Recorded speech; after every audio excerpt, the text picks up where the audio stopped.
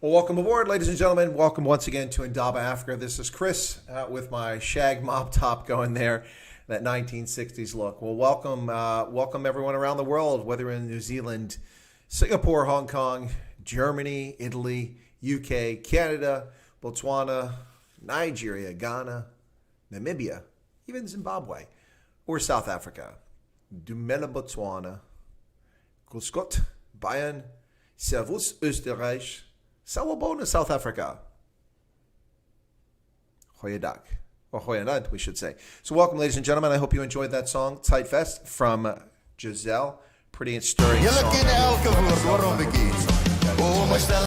Anyway, so welcome aboard. What do we got going on today? Quite a bit's happening as usual. Let's see who's in the chat here. And let's see if I can get this open so I can actually work with the chat. It's not cooperating, so I need to get back to the other browser. There we go. And let's see if I can get this to actually work for me now. There we go. It's going to open up. There we go. That's what I wanted. All right. So a few things happening around the world and in South Africa, of course. For those who didn't notice today, if you happen to take a look at what's happening today, I was at Gettysburg National Military Battle Site, and I was recording videos to share with you guys on YouTube. A little bit of history about what's happening at Gettysburg, what happened there with the Battle of Gettysburg from July 1st to July 3rd, 1863. When we call this the high tide of the Confederacy, when the Confederate States under General Robert E. Lee with his Army of Northern Virginia crossed into Union territory for a second attempt at an invasion. His first attempt was in 1862 and resulted in the Battle of Antietam. And then later that next year, he made one more attempt to invade the North to force President Lincoln to sue for peace and to end the conflict, dividing the United States between the United States of America and the Confederate States of America. And, of course, retaining institution of slavery in the South, and that would have divided the country. But at the Battle of Gettysburg, the Union forces prevailed.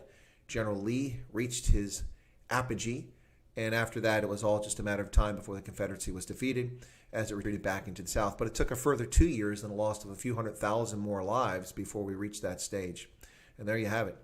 Gettysburg, quite an amazing thing. So let me see who we've got in the chat here. Yanni says he loves that song, Tight Vest. I love it too, Yanni. That's how I first heard of Giselle, and it was quite amazing. So Wesley's here, Sloat's here, Pinar van Wyk. Should I say Colonel Bill Wyatt? Interesting talk for the Army War College. Which one are you talking about? The Great Decisions, Pinar? Or are you talking about what I did today? That wasn't for the Army War College. That was just today for my viewers. The weather was fantastic. We are just about 3 weeks away from the anniversary, the 157th commemoration of the Battle of Gettysburg. It's located about 30 kilometers from where I live. I go there frequently, so I thought today would be a good opportunity to go out, record some short videos. I'll edit them all together and put them into one video. By the way, as I promised on my site, anything that's less than a couple minutes is not monetized, so you're not going to be subjected to any commercials if you watch these shorts that I've done today. But I will put them into one edited video. It has an opening and a closing. You'll be able to watch it and see it in sequence of what makes sense here, because I did a couple things I filmed out of sequence, but you probably don't know if you don't know the battle, but it will make logical sense. Put them all together with an opening and closing for Indaba Africa, and then I'll monetize that. So if you want to watch it, you can skip the commercial, or you can, if you're generous, play it in the background so I can earn a few pennies here or there from the commercial, and then watch the edited version of all the videos together. I've got a few more to load still, but if you've been paying attention, there are 10 videos I've already loaded, including one of the most amazing things that did happen in the Battle of Gettysburg. That's the effort by the 1st Minnesota Regiment to save the Union Center from collapsing, in which they went into this battle. 262 Minnesotans charged into the battle, and only 47 survived unharmed or alive. It's quite an amazing story, and it's never really given much due. Of course, the 20th Maine under Joshua Lawrence Chamberlain famously is well known because of his own writings. Joshua Lawrence Chamberlain survived the war, became a brevet major general before the war was over, later became the president of Bodine College in Maine, also the governor of Maine, and is a prolific writer. And so throughout his life, what happened with the 20th Maine was well known and was championed and chronicled throughout history. After his death, it sort of fell out of public knowledge and awareness, and it wasn't until Jeff Sherrod wrote a book called The Killer Angels, something that became required reading for most young officers in the U.S. Army, among other services. But The Killer Angels is an amazing historical fiction novel taking real characters and playing out what happened and Killer Angels was about the Battle of Gettysburg, and Joshua Lawrence Chamberlain figured large and loomed large in that book. And so as a consequence of that, he became famous once again in the late 20th century. And of course, Ted Turner Studios famously made the movie Gettysburg, an epic movie starring a bevy of well-known Hollywood stars and international actors who participate in it. And the role of Joshua Lawrence Chamberlain was played by Jeff Daniels in that movie. Much better than his Dumb and Dumber appearances, but quite impressive. And he played the role quite well. But or this time, Lieutenant Colonel Joshua Lawrence Chamberlain was responsible for the extreme left of the Union flank. And I cover that in my video. I walked the ground. Please watch the videos. You're welcome to. None of them are very long. I think the longest is about 2.5 minutes, 10 of them so far, just to introduce you to what happened there. And I did this because we're just, as I said, a few weeks away from commemorating the 157th anniversary of the Battle of Gettysburg, the high water mark for the Confederacy. So there you go, folks. A little bit about that. Yes, I'm a historian and a political scientist. So if you watch my channel, you'll get to pick up on some history if you're interested. But Pinar, I don't go by Bill. Bill is my given name. Chris is because I was born on Christmas Day. It's a much longer story, which I've shared in the past. But if you call me Bill, I don't even know who that is. Honestly, if people say Bill, I don't even answer. Oh, thank you, Pinar. Yeah, South Africa's Fragile Democracy. Thank you very much. Yeah, that was me. Thank you for that. I was kind of set up in some respects for that. That's part of a series that takes place, a lecture series every year. The Foreign Policy Association picks a series of topics of geostrategic interest around the world. And that year, they decided for Africa, the topic would be South Africa's Fragile Democracy. Now, what happens is some very noted speakers, some noteworthy people, authors, political scientists, former heads of state, former government officials, ambassadors are the ones who give these lectures at the Ivy League schools, at least a few of them like Harvard, Yale, Columbia. But there are many other institutions that participate in this series, and the U.S. Army War College is one of them. Since I was the director of African Studies, they said, would you be interested in giving this lecture? I said, of course I would. But I at the time, I said, listen, I have to say that I think it's mistitled. I don't really think that South Africa's democracy is all that fragile. This was 2 years ago, ladies and gentlemen. Much has changed in the ensuing 2 years. In the last 2 years, the ANC has done more than I think it had done in the last 20 or last 13 years prior to that to undermine democracy in South Africa. So thank you for that compliment. Yeah, please check it out, South Africa's Fragile Democracy. You can find it on my channel under playlist, or you can look under, just go to Google and search South Africa's Fragile Democracy, Wyatt or something like that, and you should be able to find it. It'll come up. It's a YouTube video. But as I was saying, I kind of got set up in that because they told me I had 2 hours for a presentation, so I prepared for a 2-hour presentation. And I made some slides, but I don't like slides. People just put tons of slides up there, and I'm just a better dressed chimpanzee standing over here reading the slide. No. I'll put a slide up that puts some key information so that I can focus on it, or some charts or statistics or images that evoke something so that people remember it, the presentation. And then my role as a presenter or as a lecturer, as an instructor, whatever that may be, is to add context, value, and analytical input to what we're discussing. Otherwise, you're just a better dressed chimpanzee, and I don't need you. I can listen to some other idiot standing up there. So that's my approach to it. And if you notice the slides, it takes me a while to get through some of them because I'm talking a narrative and telling a story. Anyway, thank you so much for that kind compliment, Pinar van Wyk. I appreciate it. That was actually, I was very happy about that. But honestly, that day, I was short of breath because I had asthma acting up there. My lungs were kind of congested from a cold or something. And so I was constantly taking breaths there. So I hope that you guys didn't notice that. But Tian also watched that and said it was very good content. Ladies and gentlemen, would you agree that I was very kind to South Africans? I joked about South Africans, but I also joked about Americans. But I think I said very complimentary things about all South Africans in that. And although you face challenges, I think it was a very complimentary presentation. Sean Foshank says, bye, Mui. Yeah, and then my browser had a mind of its own. Okay, so now I'm catching up to once I got started talking here. Thank you all for the kind compliments. Vernon, Lord, Moore, that's it. Is that supposed to be Voldemort or something? Tian, Robert from ZA, good to see you. The Punisher, hello, hello. Paulie, just watched the Unati stream, brilliant. So glad you had her on. My favorite live stream on SF Fair is a topical discussion. Well, thank you so much, Paulie. Yeah, she was a great guest. I'm not sure. Apparently, she and Ronaldo have some little tiff going on. It's minor, I guess. Apparently, they get along, but something. I'm not sure what that was about. But, yeah, she was a great guest. I've invited her back. She's agreed to come back, as has Phil Craig, my guest talking about Cape Secession. He will also come back, and my guest, the Conscious Caracal. And actually, to be honest, I think Toyin Usamari from Friday will also be back. So folks are happy to come back. That's pretty cool. Thank you all for jumping in here. Let's see. Ant says, was the Civil War only about slavery and more? No, it was not about slavery. That was one of the issues. It's very complicated U.S. history, but let me try to sum it up very quickly. So what happened is that Lincoln was the first Republican president. The current modern Republican Party is the first Republican president ever elected. And he was elected on the basis of abolition. And of course, overwhelmingly in the North, he won the vote. He did not win much of the vote in the South. There was the split because many people in the South continued to support the institution of slavery when it came to ending it. Not so much whether they supported it on a day-to-day basis, but so far as being allowed to have the institution. So what happened was Lincoln got elected. He was inaugurated, and shortly after that, it became clear that the South wasn't going to get their way. So South Carolina seceded from the Union, fired on Fort Sumter, and the Civil War began, quickly followed by multiple states in the South seceding and joining the Confederate States of America. This was over the issue of slavery, but the South argued that the issue was over states' rights to decide what happens. Both are technically correct. The states' rights that the South was interested in was to allow the institution of slavery to continue. Now, that doesn't mean that all people in the South bought into the institution of slavery. Far from it. But ultimately, that's what it came down to. And of course, as it comes down to any conflict, people are able to get others to do things on the basis of inspiring them either through evoking imagery or kinship or religion or language. And in this case, virtually all of that played a role in getting people to support the Confederate States, getting Union Army officers like Robert E. Lee to resign their commissions, and General Longstreet and others to, well, not Longstreet, he wasn't serving, but many others like Stonewall Jackson to resign their commissions in the U.S. Army and U.S. military, and then go back and get commissions in their own states, militias, state armies in the South, and then become the core of the officer corps that led the Confederate States during the Civil War. So what happened is they went in rebellion, and Lincoln always said that the war was about preserving the Union. Didn't focus on ending slavery. It was about preserving the Union.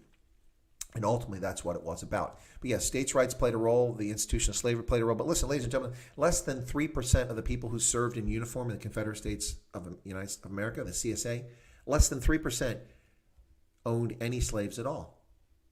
Now, that's an astounding figure when you think about it.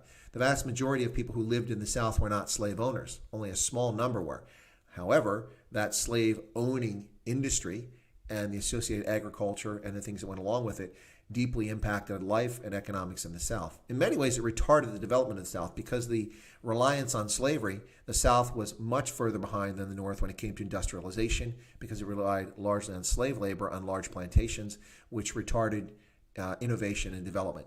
And the institution of slavery, even if the Confederate States had been successful and won their sued for peace and became their independent country, the institution of slavery would not have survived the 19th century because it was inefficient and it was becoming unprofitable.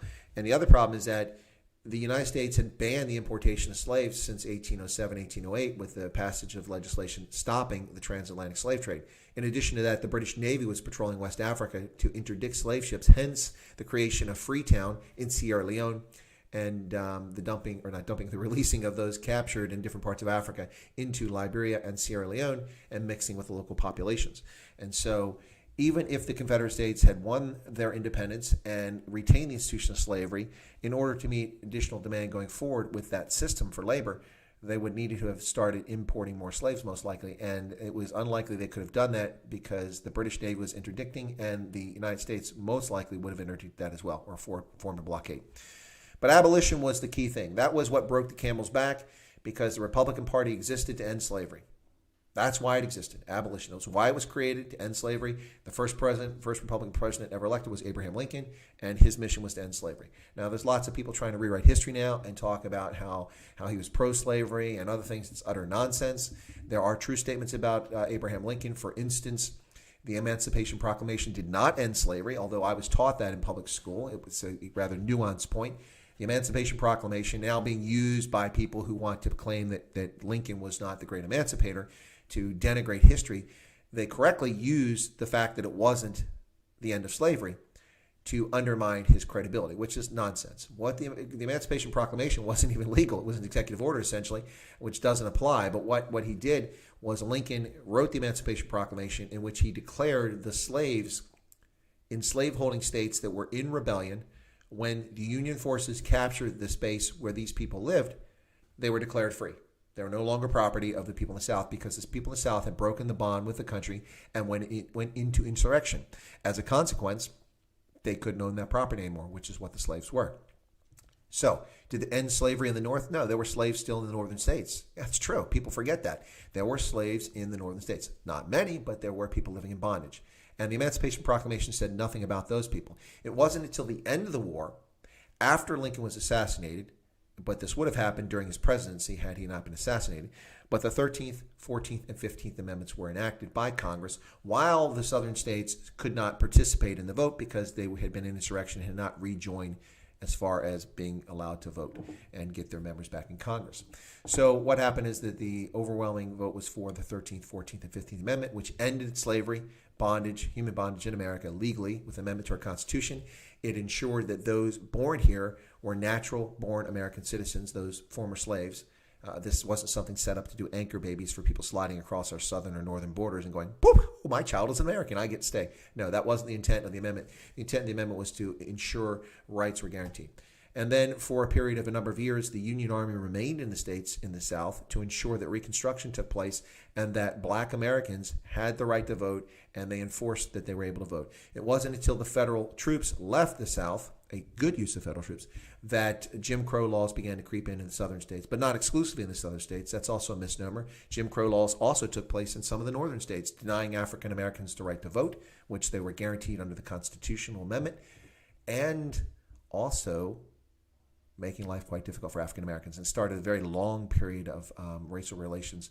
Jim Crow laws lasting from about the 1870s, 1880s, all the way until the 1950s, 1960s, when the Civil Rights Act of 1964 was passed with overwhelming Republican support. 81% of the members of the House of Representatives were Republican, 83% I think it was, or 87, something like that, voted for the Civil Rights Act, while only 60% of Democrats did. In the Senate, it was as high or higher Republicans voting to enact the Civil Rights Act, and barely over 60% of Democrats. And so you see, the Civil Rights Act of 1964 would not be the law of the land were it not for the Republican Party. Now, the people in the Democratic Party like to tell fairy tales about history, but that's the truth. Right. Okay, so let me get back. So I answered, I think, Ant's question. Yanni says, so what happens if you have YouTube Premium and you don't get commercials? Do you only get some pennies if someone watches the commercials? Yeah, it works something like that, Yanni. I actually know the answer to that. If someone has YouTube Premium, there is a little cut that comes to you if you sign up for the YouTube Premium thing. And I've actually gotten a few pennies from YouTube Premium. So let me look and see. I'm not going to share this because I'm not really sure how to understand it works yet. But let me look. And I think if I look at my analytics while I'm chatting with you guys, it will tell me how much I've gotten from that. It's not a lot, but I'm looking at my estimated revenue, which is now not coming up. Why is it not coming up? That's odd. Okay, well, I'm not sure why it's doing that. Oh, there we go. It's the revenue tab up here. Revenue. There we go. Okay. Revenue. Yeah, somewhere along here. There it is. Your YouTube Premium revenue. I have earned in the last month $1.88 US from YouTube Premium revenue. In other words, if you are a premium member and you don't have to watch the ads, there is a mechanism that they contribute money to the people who provide the content. So I do get money from that. So thank you so much for those who are premium members for watching. I still get something when you watch. So thank you very much. And it is a contribution to the channel. So Yanni, I think I've answered your question. Please let me know if that was satisfactory or not. Okay, so Bosch Zebra, I haven't seen you in a while, have I? Wanted to get your opinion on the current situation in the Himalayan border region between India. You're always asking me really hard questions, Bosch. Between India and China. I heard there's a bit of skirmish there today. Yeah, that's not uncommon. It is less common between India and China. It's very common between Pakistan and India. It's almost not a daily, but certainly a weekly or monthly occurrence that there's some sort of skirmish between Pakistan and India. Less common between China and India, although it was almost a daily occurrence back in the 50s and 60s and even the 70s. Today, it's less common. I'm not familiar with the event that happened today. I was busy at Gettysburg recording videos for people to watch, so I'm not sure. I can take a look into that. William Vanderveld says, the video about things getting scary is almost 30,000. Yeah, thank you. Yeah, that video, Things Are Getting Scary in South Africa, has almost 30,000 views, although today it seems to have topped out and plateaued. It was funny because 2 days ago it had pretty good. Yesterday it went through the roof, and I was getting 700, 800 people per hour watching that video, which is just astounding during the day in South Africa. And today it's kind of plateaued out. 2 weeks ago or even a week ago, the number of views it's getting today, I'd be like, wow, this is amazing. But now it's kind of like, pff, okay, that's a few views. No, it's still quite impressive. Thank you so much for sharing it. About 30% of the external viewers are coming from Facebook, and I haven't really been pushing it on Facebook, so I know that is coming from my subscribers who share it with their list and their contacts and the groups they're on. So thank you so much for that. It is really cool. I really enjoy it. 30,000. It's funny because remember I was trolled about a week ago when someone commented and goes, "Your videos are crap. You don't know anything. No wonder you only get 100 views. Nobody's watching your nonsense." And now I've got 30,000 views, 25,000 views, 15,000 views, 10,000, 5,000 views on lots of videos. And membership has gone from 2 in February to 3,600 and I think 40 or something like that when I started this. So thank you all very much for that. That's all a tribute to you and this community. So I really enjoy the interaction with you all. Bosh, I'm sorry I don't have a better answer, but that's what I know now. So I'll make a note of that so that maybe I'll check on that later. Himalaya. And let me get through the Himalayas. Okay, and I'll make a note here of that. And then let me get through the comments here, and then I want to talk about some of the issues I was going to bring up today. So USA has 3 aircraft carriers in the Pacific. Ooh, really? Well, it's not that unusual, and I'm wondering where the 3rd carrier came from because I think there's normally only 2 in the Pacific, 7th Fleet. Not sure. But bear in mind that, of course, they cover a huge swath of the world and the most ocean of any of the combatant commands. So they've got the Indian Ocean. Much of that falls under Indo-Pacific Command, as it's called now. It was called PACOM before, but now it's called Indo-Pacific Command, and we don't have there's no Indo-PACOM. So I guess they say Indo-PACOM, but because they include India in there. Thank you for your videos in Gettysburg, says the Notorious G, or Khad. You are most welcome. Marius Krukamp, excellent content. Well, thank you so much. 10 dead with sticks and rocks from... okay. Blake Nerdin says, "Hi, Chris. Thanks for these. I'm learning a lot." What was my pleasure, Blake. Thank you for being a subscriber. By the way, for those who are curious, yes, I think I mentioned it, but so it's not really the case, but Ronaldo Jos thinks that he let the cat out of the bag that I can have memberships. I can't have them yet, ladies and gentlemen. It takes YouTube a couple days, but I have set up a system. And what I did is I know that people want to be members because they want to be a member of this community and show their support. So what I've done is I made the entry level, certainly considering the nonsense taking place with the National Coronavirus Command Council seeking to destroy business and commerce in South Africa, and especially for minorities in South Africa. What I've done is I've set 3 thresholds. One will be $1.99, so it's even less in Rand. I looked at, and it says that price in Rand is $9.99. Well, Rand at $9.99 is not $1. It's closer to 18 Rand to the dollar. So it's about 50 cents or 55 cents US, and you can become a member of the site once it's approved.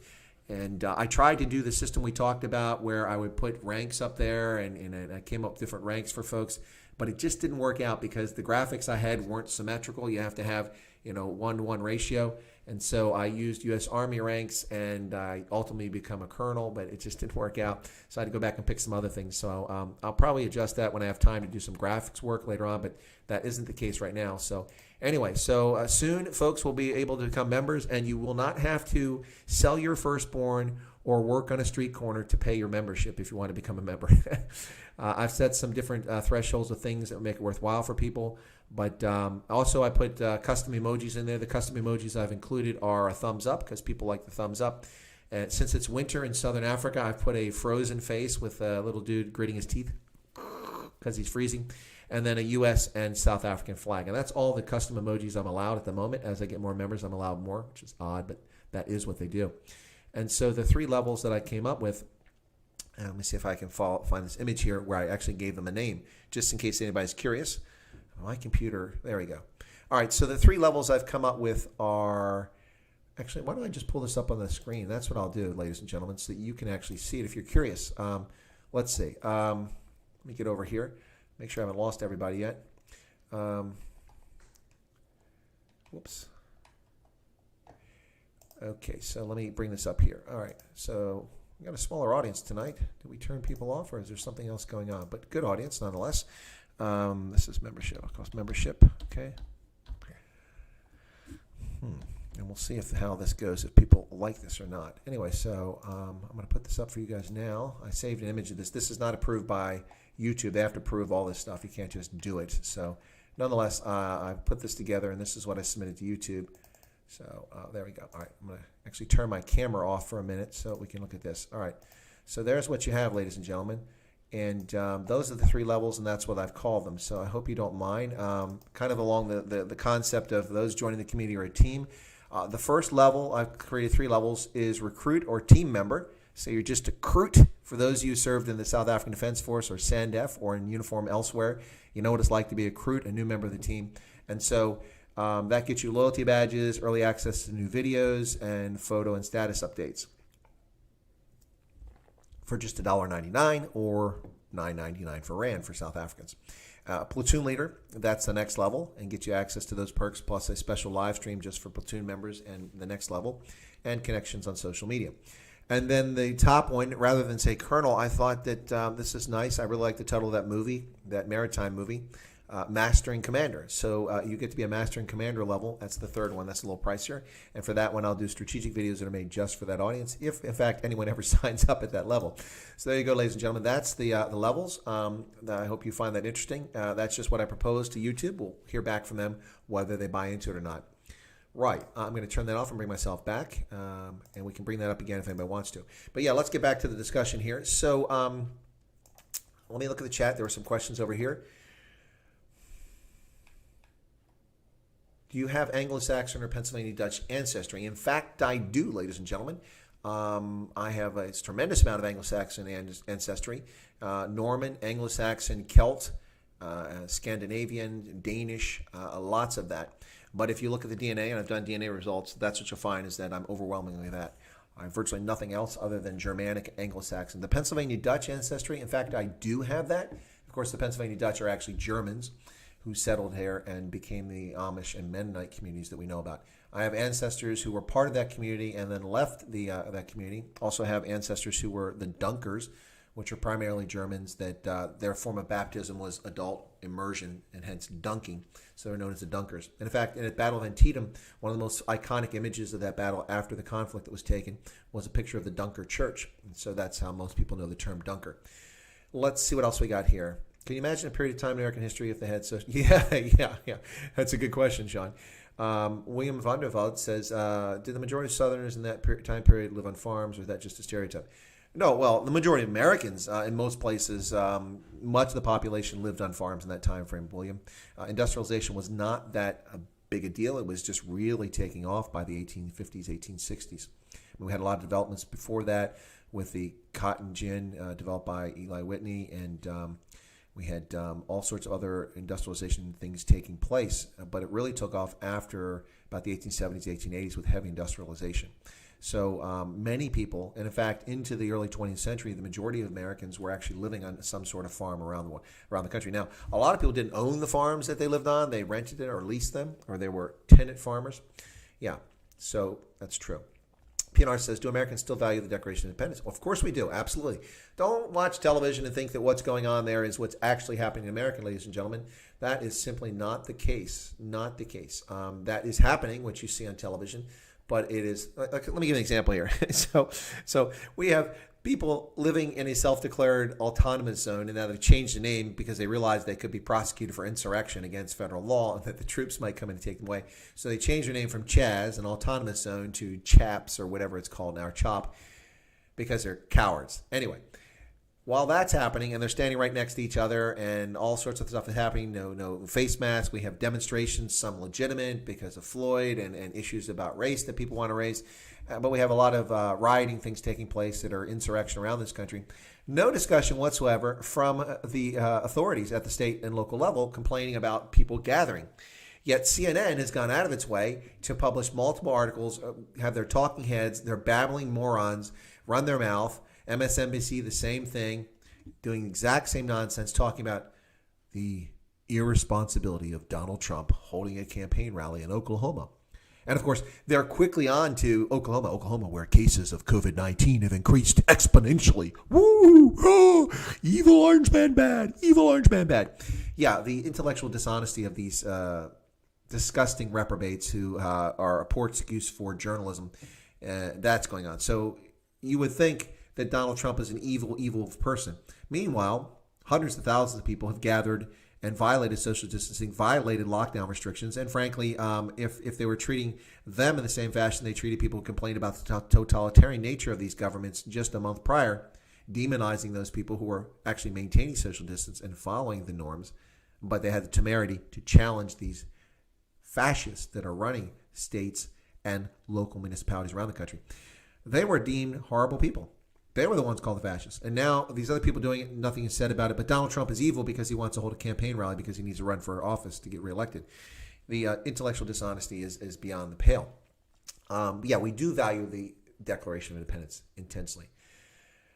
California has always been a liberal state. No, William Vanderbilt. In fact, California historically has been a conservative state and, in fact, had Republican after Republican governor in that state. The legislature for a long time was frequently Republican. It wasn't until mass illegal migration into California taking place in the late 1970s, the 80s, the 90s, and the 2000s that everything changed.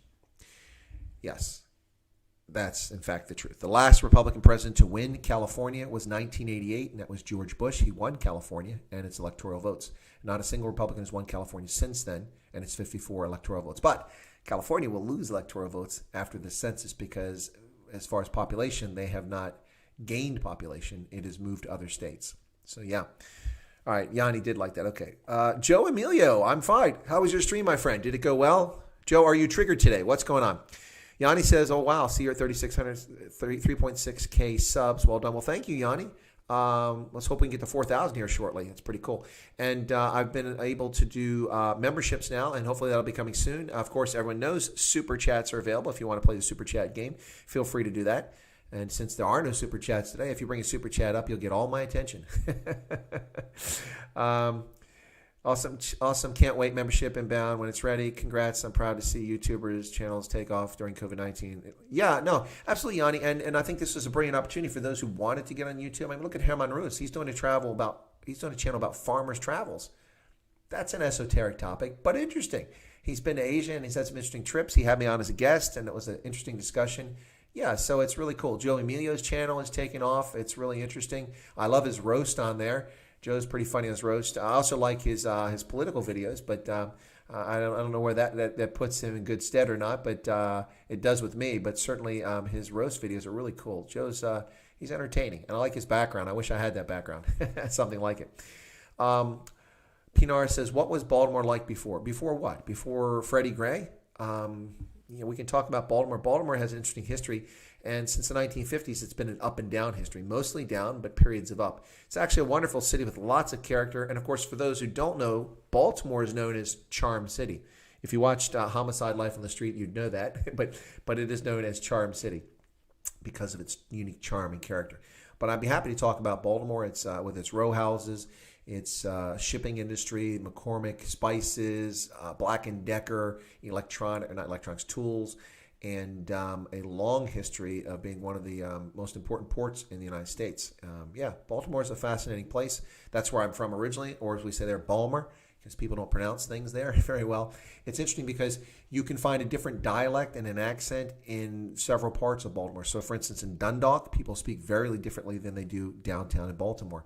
People in Catonsville to the west of Baltimore speak very differently. And you can follow that trend all the way down Governor Ritchie Highway, which runs through Baltimore, down all the way from the top of Maryland through Baltimore down through Annapolis.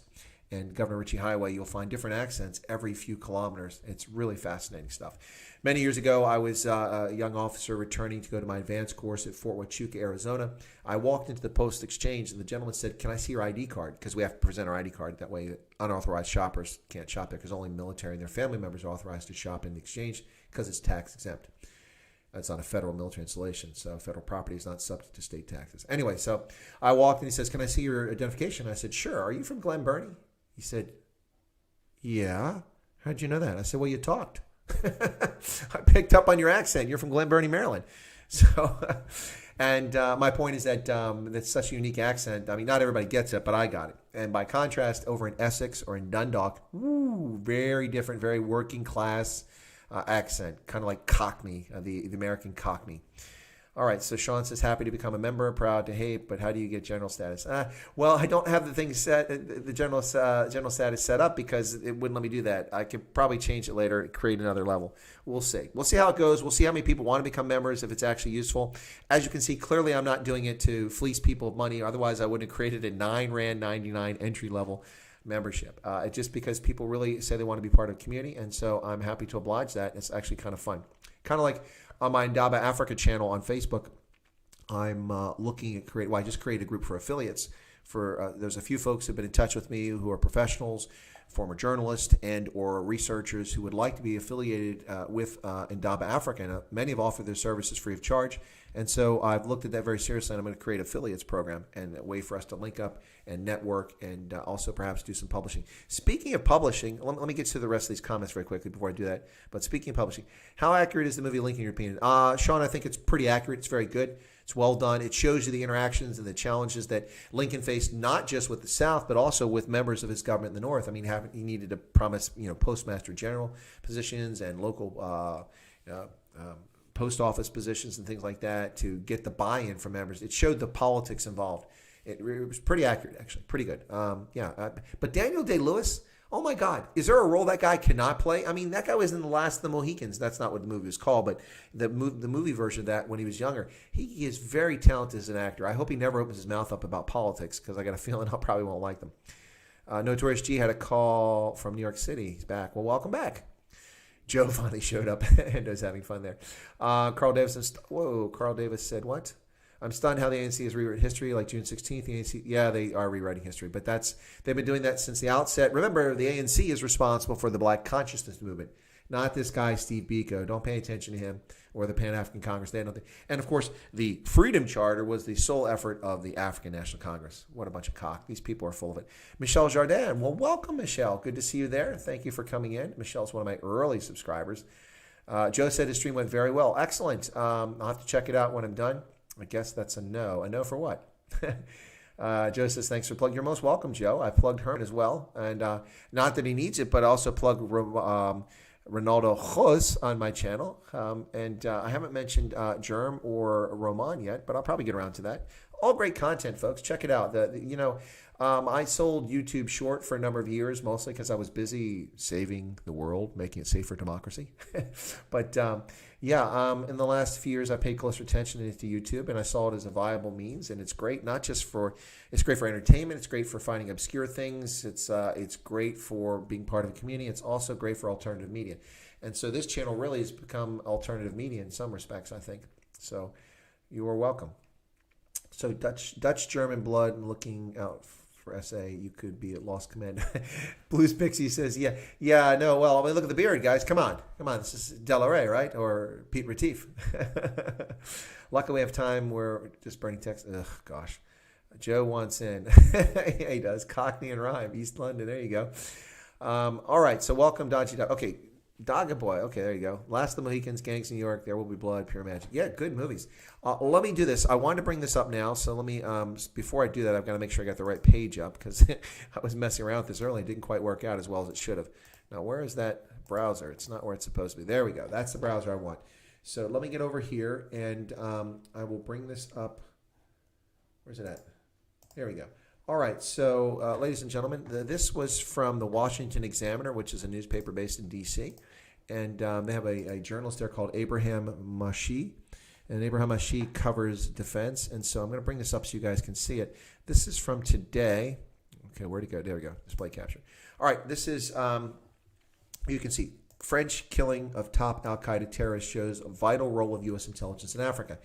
And the author is Abraham Mashi, who's a defense reporter, and that was from today. Actually got notified that Trump thing has nothing to do with it. That's just ads. They're trying to make some money. But it talks about Mali and what's happened in Mali. The reason I mention this is that I was interviewed by Abraham for this article. He interviewed me for another article a couple weeks ago on the Sahel and security, and he quoted me a few times. My goodness, he really quoted me like crazy in this one. So, for instance, I was quoted saying there's virtually no governance and no resources provided by the central government throughout the region. Retired U.S. Army Colonel Chris Wyatt, who served 8 tours in Africa, told the Washington Examiner, describing the dire situation in Africa's Sahel region.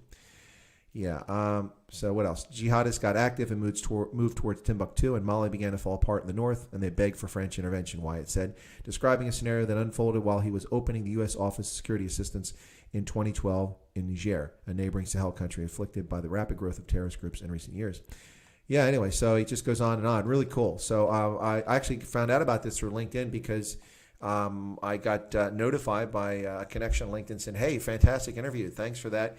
But actually, I have to be honest. The reason I mention it is not shameless self-promotion, but which maybe it is. But there's actually a thing here that was a little bit embarrassing for me because I was giving him background information to explain some things that are happening. And he just kept putting in he quoted me verbatim. And I wasn't trying to be quoted. I was just sharing background information. I didn't read this whole thing. Wow, he just keeps going on about me down here. Yeah. Anyway, and they also got Colonel Chris Carnes, who's the public affairs officer from U.S. Africa Command, who's quoted in here. So that's kind of cool. But I'm just trying to see where he put this thing in there where I said this and that and that and that and this, and it's actually kind of funny. Anyway, yeah, you're welcome to check it out, folks. I can put the link in the chat. So let me do that now in case anybody's interested in that. If you're not, that's fine. So here we go. This is the link to that article. And that's not going to work because it's too big. Shoot. Okay. It's not going to fit. Of course not. It's on my page. So it's 280 characters on here. And, of course, I'm limited to 200, even as the owner of the site. Yeah, so I can't show that. So what you can do, folks, is if you are interested in that article, I posted on my channel. There is a link there, and you can click to the article from there. So that was from earlier today. So let me turn that off and put the camera back on. There we go. Yeah, so anyway. Yeah, Wesley says it seems like you have the whole planet's timelines open on your browser. Well, Wesley, I'm a man of the world. I'm a globetrotter. And so as you can see on my browser, I have Baltimore, I have Monrovia, Abuja, London, Munich, Pretoria, Wellington, and Tokyo, as well as Greenwich Mean Time listed there, which is currently the same time as Monrovia, but not as London, which, of course, is where Greenwich is at. By the way, I've been to Greenwich. I've been to the Royal Observatory there and the museum. It's really cool. Very busy when I was there the time that I went. I went there last year when I was in London speaking at a conference on repatriating ISIS and Daesh, their fighters, their spouses, and their offspring around the world, and how we're going to do that and how it's being addressed by various countries like the United Kingdom, the United States, Germany, and others who have these ghouls that came from their countries. Anyway, so I was there for a conference on that, and I was actually very near Greenwich, and so I walked from my hotel over to it. It was awesome. Really, really cool. Anyway, so if you ever get to London, check out Greenwich because it's worth going to. I wouldn't go to London for that, but if you're in London, check it out. It's on the east side of the city. Yeah, but I do have a lot of the planet's timelines. Of course, I have business and or contacts, and all the places are listed down there, all of which are interesting for me. So that's why I have that. It's one of the most useful add-ons on Firefox I've ever found in these clocks, but occasionally it doesn't work. Let's see what else we got here. So... Oh, okay. Use Tiny Aura. Yeah, I forgot about that, Yanni. You're right. Yanni knows all about stuff. Yeah.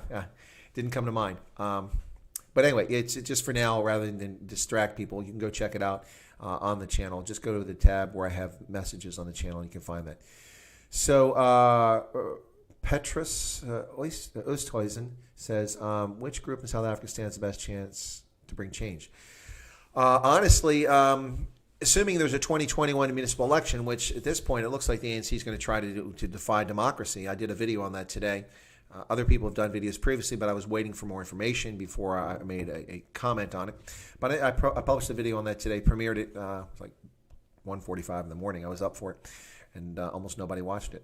But those of you who did watch it, thank you. Usually maybe before people tune in, so probably wasn't the best time last night. It was a bit later. But which group can stand the best chance of bringing change? At the moment, in my view, the only group that can bring change politically is the Democratic Alliance, and only by winning an outright majority in the municipalities in 2021, assuming the election takes place. So that is the group. The other group that can bring change is these folks that are advocating for Cape secession. While I'm not sold on the idea, they have a legitimate case, and if it were to happen, that would be change, and rather quickly, with an independent Western Cape, and what would happen to South Africa. All right, so what else we got here? And it says SA produces $20 billion worth of crude grain a year for the local market and $20 billion for the international market. That war criminal still free. New World Order stooge. Which one are we talking about? Rioting again nearby U.S. Why can't they just stop? Because, General Flagels, because the leftist mayors and governors of certain localities find it useful, because their goal isn't to govern as governor or mayor. Their goal is to support their leftist agenda, which is to make Orange Man bad fall. And they think that by doing this, they can make Orange Man bad fall. Just like all of the other stuffs, out of focus and no sound. What's going on there? All right, let me go back to my camera and see what's happening there. Nope, I'm in focus on my camera. It's set for streaming. I've got the correct microphone. Let me come back. Probably what you have is it's not live. Maybe your thing skipped a little bit. So push the live button at the bottom there of your browser, and you'll just look for that little live button. It's red. If it's not red, it means that it skipped because you lost some data packet somewhere. Push on that, and it should resync and get you up to time. You'll probably miss a few seconds. Anyway, Table Mountain. What are you talking about? Session in Africa is most cases turned in armed conflict. I'm hearing fine. Okay, good. All right, so let me talk about a few things I want to talk about today since we've got through the chat. It took me a little while to get there, about an hour. Wow. And for the 47 folks that are currently tuned in, thank you so much for coming in and joining me today on Stray Voltage. We're just getting around to topics I was going to discuss today, but that in part is because I did a series of videos earlier today. I visited the Gettysburg National Military Battlefield, and the visitor center is closed. But I did a series of videos, 10 of them so far I've posted. I have a few more to do. I'll post those, and then once they're all posted, I'll go back and I'll edit them and put them in sequence, and with an opening and a closing, and then you can watch the whole thing if you want. And it'll have, that one will be monetized. The other ones are all short. I don't monetize the short videos because I find that incredibly annoying. If someone expects me to watch their 1-minute video or 2-minute video and sit through 3 minutes of commercials, no. But I'll make the full length one, which will probably be between 10 and 20 minutes of all the segments, and opening, closing, and I'll leave the monetization on. If you want to watch the commercials, please do. I thank you for that. If you don't watch the commercials, that's quite all right. That's your privilege. But anyway, if you do watch the commercials, it generates a little bit of income for the channel, so thank you. So my topics today, let me start with this one, which I think is important. And here we go. There you go. There's a scuffle outside Parliament as protesters demand the removal of the Louis Botha statue in Cape Town. Yes, that's right, in front of Parliament. The Louis Botha statue is apparently so offensive to these folks that they must see it disappear. It's an article appeared today, not all that long ago, and that's in Sowetan Live, talking about what's happening. Let me read to you guys, put this up. This is from Twitter. A scuffle broke out between Black Crisis Calm and police outside Parliament during Louis Botha Must Fall. Hashtag Louis Botha Must Fall. Protest in Cape Town. And, so there was a scuffle. I don't know much about the scuffle, but yesterday, Irene Denise, I think it was not thrilled. She thought I was, being too playful when serious events were taking place in South Africa. But I was unaware of that, fully engaged yesterday, had not heard, and no one had shared with me a potential that people were going to protest or potentially tear down these monuments. Anyway, so, it's interesting what happens. I went back and looked at this from a few years ago, and one of the things about this is that there was an article in Quartz from March of 2015 by an author named Sibusiso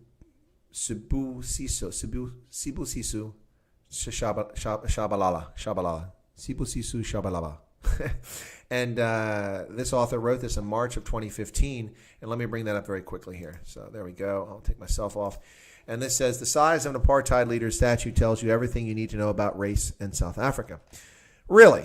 I don't think so. I think this is a bunch of cock. Anyway, so what's the significance of a former statesman statue? This is the question that's been doing the rounds in Cape Town in the last couple of weeks.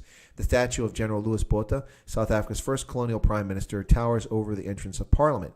Nearby, about 200 meters away, is a far less imposing bust of Nelson Mandela. Why the disparity? Well, of course, he goes on to tell this fairy tale about why things are the way they are, and narrate yada, yada, yada. And there's the bust of Nelson Mandela. Wow, look at that. Louis Botha, so large. Nelson Mandela, so small. Well, has he ever been to Sandton City and seen the imposing, massive, towering, 40-meter high monument to Nelson Mandela? How many people walk past this thing? A couple dozen a day, a few hundred? Whereas in the Sandton Shopping Center, tens of thousands of people every day see this huge statue of Madiba in a commercial location, and people appreciate it, and they queue up to take pictures with it. So talk about disingenuous. And yes, that thing was there in 2015. So this guy is just full of nonsense, playing the typical race baiting game. Anyway, the new voice, Rhodes Must Fall. You guys remember this nonsense from 2015? Students against white imperialism at UCT. Please spare me your nonsense. Anyway, so there you go. That's just a little something I want to share with you guys as we're talking about the statue thing. So apparently that was, the issue that came up yesterday that Irene Denise was concerned about. So I thought I'd mention that. Of course, I've also mentioned my trip to Gettysburg today. If you enjoyed the videos, please let me know. I know a number of people who tuned in early to the stream said it was pretty cool. They really liked it. I got some comments while I was still posting the videos from folks. Thankfully, my network was working today, out and about, and I was able to load the data. But I got some comments from folks while I was actually actively recording new videos and posting them, thanking me for the history lesson. Well, it's my pleasure. It's actually a lot of fun. I love history, and I think it's really important for us to know our history and to respect our history. It doesn't mean that we agree with everything that's happened in our history. Wesley says, a couple years ago, EFA wanted the Gandhi statue down. Yeah, they know nothing of history. They're a bunch of morons. Gandhi, of course, was famously a barrister. He was also a medic during the Boer War, if I'm not mistaken, but he was a barrister in South Africa, and there is a statue of him in Pietermaritzburg. And actually, I've got several photos of myself with that on multiple visits to Pietermaritzburg. Not too far from the main government building in the center of town, and very close to the taxi rank where all the Bakis line, or not the Bakis, all the combies line up. Quite interesting. All right, so Notorious G says, watch the commercials. Well, thank you for that. Handy Dutchman enjoyed the clips, very informative. Well, thank you for that. Pinar says, fiat money has corrupted the Western world. Fractional gold, commodity-backed currency is the way to go. Okay, sounds like Pinar is into cryptocurrency, and he's promoting that. That's fine, nothing wrong with that. All right, all good in Cape Town. Acid Zill, okay. Tian, you're talking Hendo. Casa wants to close the school. Oh, jeez, I'll get you started on that. Okay. Kids are more likely to die from thunderbolts than COVID-19. Well, that's actually a true statement there. Dogga boy, yeah. The number of people who have died from COVID-19 under the age of 5 is countable on just a few hands around the world. It's not many people. Sloat says there's a huge Mandela statue in Bloemfontein. That's true. Yep. General Flables, are you safe? Any riots by you? No. There were demonstrations in Harrisburg, which is the state capital, about 25 minutes from here a few weeks ago, or a week or so ago. They were peaceful, and it doesn't look like any of the insurrectionists got their foot in the door from Antifa or Black Lives Matter, these other domestic terrorist organizations. Didn't get involved in it, or at least they didn't have the courage to do anything. And the protest happened. Of course, people violated social distance. The governor participated in it. Of course, the same guy who called business owners cowards in the face of an enemy because they simply wanted to reopen business so that people could feed their families and not have a total collapse of the economy. A month ago, when they marched on Harrisburg and maintained social distance, many of them staying in their cars, honking as part of the protest, wearing masks, holding signs up. They were called fascists and totalitarians. Shortly after that, I made a video about this. One of the first U.S. political videos I actually focused on, because I stayed away from those, was when Governor Tom Wolf called business owners, county commissioners, and local mayors cowards in the face of an enemy. I find it disgusting and vile to hear this elitist governor act as if COVID-19 is a battleground. It's not. And equating that with soldiers serving in combat or law enforcement on a beat every day, it's just disgusting. Anyway, so so the folks pretty calm. I was on a phone call, I think, with Joe Emilio, and he was asking, so what's it like? Is it safe there? And I turned my phone around and did a panorama and go, Joe, what do you think? Joe, you remember that? Are you still here? Let people know. Pretty quiet, pretty safe. I went to Gettysburg. Now, the reason I went to Gettysburg is twofold. One, nice day, nice time to do it, but also I've gotten information from a number of folks that Antifa and or Black Lives Matter are apparently planning to deface or destroy monuments at Gettysburg on the 4th of July. Yeah, that's right. Double insult there. The battlefield. By the way, the monuments that you find at Gettysburg are all commissioned by private citizens. The federal government doesn't buy those monuments. Now, I don't know who owns them. I think they probably belong to the Gettysburg Trust or to the federal government once they're donated and placed on the battlefield. But there are monuments all over the place to different leaders on both sides of the conflict and to units on both sides of the conflict. And so to hear that these disgusting anarchist and fascist and insurrectionist intend to deface one of the nation's most important historical sites is disturbing. There is a group of people that is actively working to ensure that this doesn't happen. So be careful out there, you anarchist and you fascist and you domestic terrorist, because you may get more than you bargained for. Anyway, so that's why I went down. I'd like to get there in case this does happen. I want to see it at the battlefield before anything happens. What happened with your cell networks today? I don't know, Fonz. When I lost my cell network, it was because I was loading a video when I was on Ronaldo's show, and that's why I lost my cell network, because it knocked out my YouTube feed while it was loading YouTube. So I don't know if there was anything happened to our cell networks, but that was what happened to me personally today. Sean says there's credible articles that a plausible cure has been identified in UK for COVID-19. Very mild existing steroid. Can we all back to normal, please? Well, Sean, there's been a cure for COVID-19 all along. It's called common sense and good judgment. That's right, ladies and gentlemen. If you take the people at risk, that would be the people with underlying conditions like immunocompromised things like cancer, type 2 diabetes, hypertension, high blood pressure, HIV, asthma, things like this. If you take those people and you protect them either by separating them from others or giving them protective things so they're not exposed to the virus, then you cure the virus. That's right. A little bit of common sense goes a long way, but clearly it's either in short demand or it was never asked for, because this is an intentional effort in the greatest hoax of the 21st century. That's right. I said it. Greatest hoax of the 21st century. All right. Notorious G says, I have a question about the U.S. Navy topic UAP. What's your thoughts on that? Who flying saucers? What are you going about, man? Flying saucers. I've been asked, and I actually did this conspiracy thing on Joe Emilio's channel, in which we talked about conspiracy theories and UFOs and things like that. UFOs exist. Anything that we can't identify that's flying around somewhere is an unidentified flying object. Are they little green aliens? No, they might be purple aliens. No, I'm just kidding.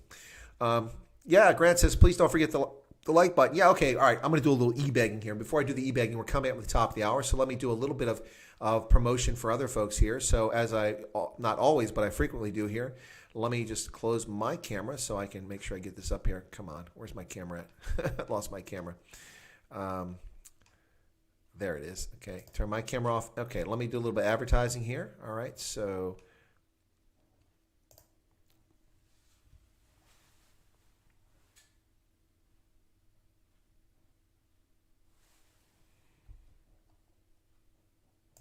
That's Impulse Graphics. If you're looking for graphic design, look no further than Talon Bezeidenhout, or Hout. He does graphic design with Impulse Graphics, some really interesting stuff. And if you need that sort of help, check it out. And that's available, folks. I do that as a courtesy. My opening animation for Indaba Africa and my Stray Voltage closing graphics are all provided from Impulse Graphics, so you can see a sample of the work that they do. Anyway, check it out, and feel free to support local businesses in South Africa, ladies and gentlemen, especially in this time of need during the COVID-19 hysteria while the ANC seeks to collapse and destroy South Africa's economy. And also, for those who remember the caricature of myself from the Rugby World Cup in 2019, today I'm wearing a Rugby 2019 jersey, but it's the USA jersey, the home jersey, with the blue shoulders on it, and there's stars in the pattern. But this is a character of me from Shink Art, excuse me. Shink is based in Bloemfontein, and you can find them at shink.co.za, or I think you say in Afrikaans, shinkpin.co.za. Anyway, characters. They do also photography. They have a photography studio in which they do wedding photographs and family portraits. But check them out. If you don't even have to be there. You can send them photographs. They'll make up a pencil sketch and send it to you and say, is this what you're looking for? And then they'll color it in, and they'll finalize it, and they'll send you the digits so that you have your own character. Pretty cool. That one I really like. So that's what they came up with. So anyways, that's Shink Art, ladies and gentlemen. Just make sure you patronize South African businesses. All right, if you're in South Africa. If you're not in South Africa, patronize local businesses, as long as they're not Chinese. Just kidding. You can buy Chinese. I have plenty of Chinese stuff sitting all around me, because so much of the world's manufactured goods comes from China these days. So let me catch up on the chat over here. Yeah, please smash the like button. If you're new to the channel or you're just tuning in for the first time, you find this even remotely interesting, I ask you to take a moment and become a subscriber. It's absolutely free. You smash, wrong side, you smash that subscription button right down there. And be sure to toggle that little bell icon so you get notifications of my prepared videos, my live streams that take place weekly on Saturday, and also these Stray Voltage impromptu live streams. And then you should get notified. Also, if you've got comments about the discussion or topics we discussed here, after the video, you can go in the comment section and add your comment. I read all the comments. If they're abusive, I might or might not respond. I ask that people not be abusive. There's plenty of that going on. Notice a bit of trolling going on in my videos the last couple of days. It seems when you've got a lot of trolls, suddenly you've made it. And then finally, please smash the like button, as was just asked by Grant there. So appreciate it. It makes a difference in getting viewership up for my channel. So I'm very grateful for that. Let's see what else we got here. Now that we've hit the top of the hour, Robert, has the protesting subsided now in the U.S. other than Chop Chaz? It has been quieter, Hendo, in many places, but of course, the shooting of a black man in Atlanta by a law enforcement officer after this drunken person reached for and got a hold of the taser and was going to use against police. He was shot twice by a police officer, and of course, the city government didn't support the police officer. What is happening across the country is that police officers are resigning and walking off duty and simply refusing to work because they've become targets, they've been attacked, and the press has demonized them, and politicians have done the same. And I cannot blame them for the actions of a few bad apples. If we did the same thing for public conduct for people or relatives, most of us would have nobody to talk to because they irritate us. It's just a shame. But yeah, it has subsided a little bit, but it's easy to spark this to come right back. Sean says, I love to visit Gettysburg excuse me. Love to visit the Gettysburg battlegrounds in the areas one day. Well, you should, Sean. And if I'm still in the area, I'd be happy to give you a tour free of charge. Considered a benefit of subscription or membership. Yeah, I've given plenty of people tours of the Gettysburg battlefield. It's beautiful. The natural beauty is actually gorgeous. Rolling hillsides, countryside, impressive rock formations, forest out there. It's quite lovely. So it's quite well worth the time. There'll be new Venezuela's popping up in the U.S. coast. Yeah, we'll see, Pinar. We'll see. The real slavery was building the pyramids. Yeah. Oh, yeah. It was slave labor there. Big forest in Grand Canyon. That would be cool. Have you been Area 51? General Labels, I have not. I've been near Area 51 in Nevada. I've been all over Nevada. It's an interesting place. 97% of the state of Nevada is owned by government, federal and state government. So almost none of the land is actually owned by private citizens or Indian reservations. So almost none of it, 3%. Bob Laser.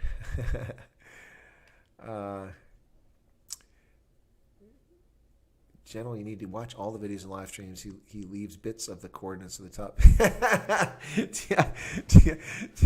Tian says, I leave bits of the coordinates to the top secret U.S. base in Botswana in each. Yeah.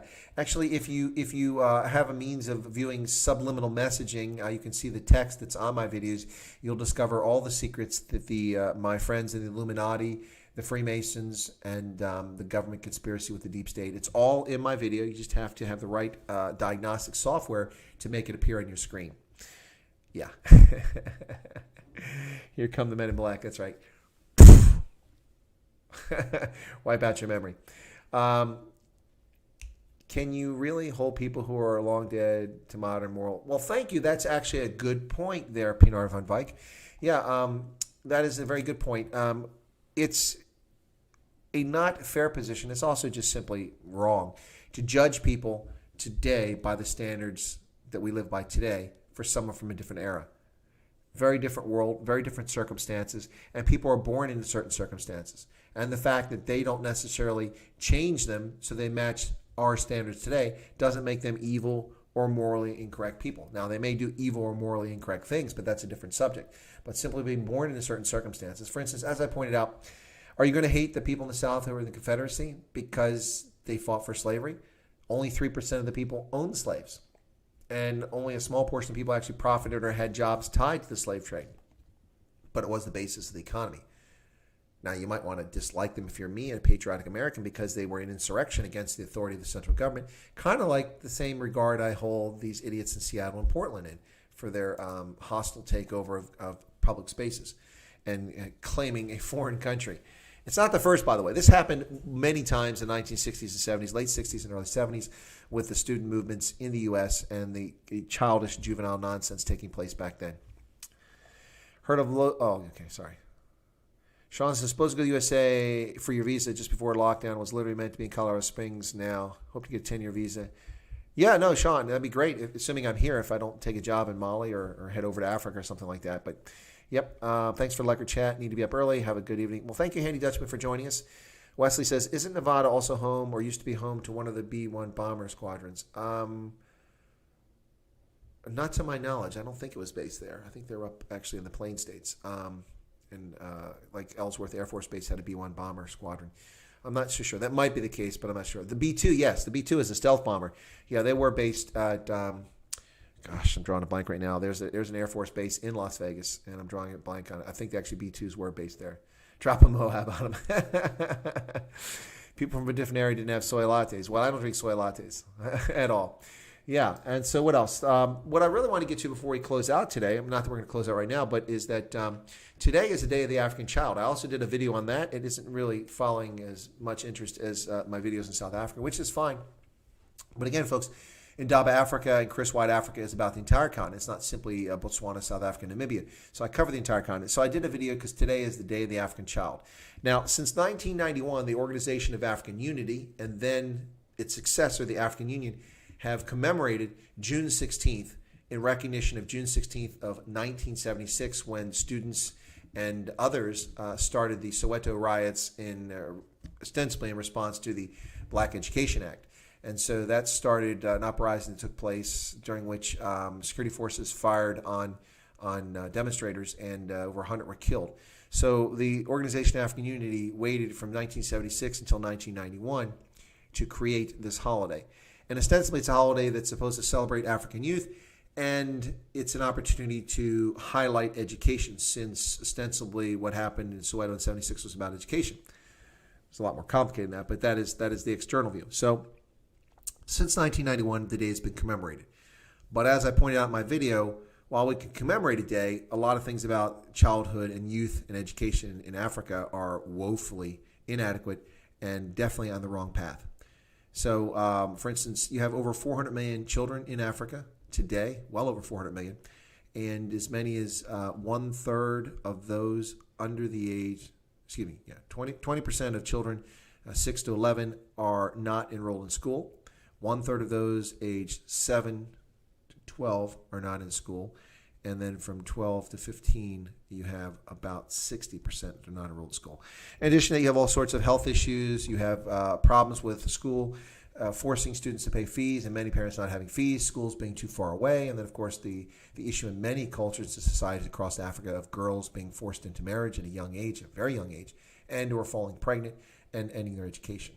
So I talked about all those things on today's Day of African Youth.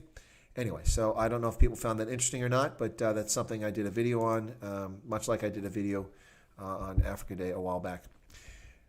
Let's see. Nellis, thank you, Sean. Nellis Air Force Base, that's correct. I've actually stayed there many, many years ago. About 30 years ago, I stayed there when I was traveling through. Terrence says, you will be a great U.S. ambassador. Please consider it. Oh, I would consider it. If the Trump administration asked me to enter my name to be ambassador for South Africa, I would definitely be happy to do that. I would be happy to come there. Now, don't expect me to spend every day castigating the ANC, because then I won't last very long. The ANC will PNG me and I would be sent back. They can do that to ambassadors.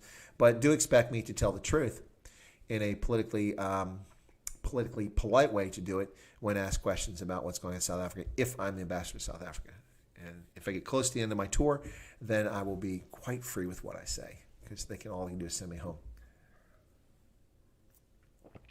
We already have a lot of aliens in South Africa. Yeah, you have at least 5 million black Africans who are living in South Africa who are not South African. At least 5 million, ladies and gentlemen. At least 5 million. Can you draw us the B3? The B3, I've never seen the B3. Yeah, so Day of the African Child, I thought I'd share that today. That was one of the 2 videos I did. The other one, of course, is that is democracy dying, or is it dead in South Africa because the ANC is considering postponing elections? Yeah, the nonsense gobbledygook answer that we got from both the Economic Freedom Fighters General Secretary and ANC's General Secretary Ace Magashula, both of them were lame excuses as to why they need to delay the elections. It has nothing to do with COVID-19. The EFS says, what we've discovered from COVID-19 is that there's no reason to have elections like this spread out.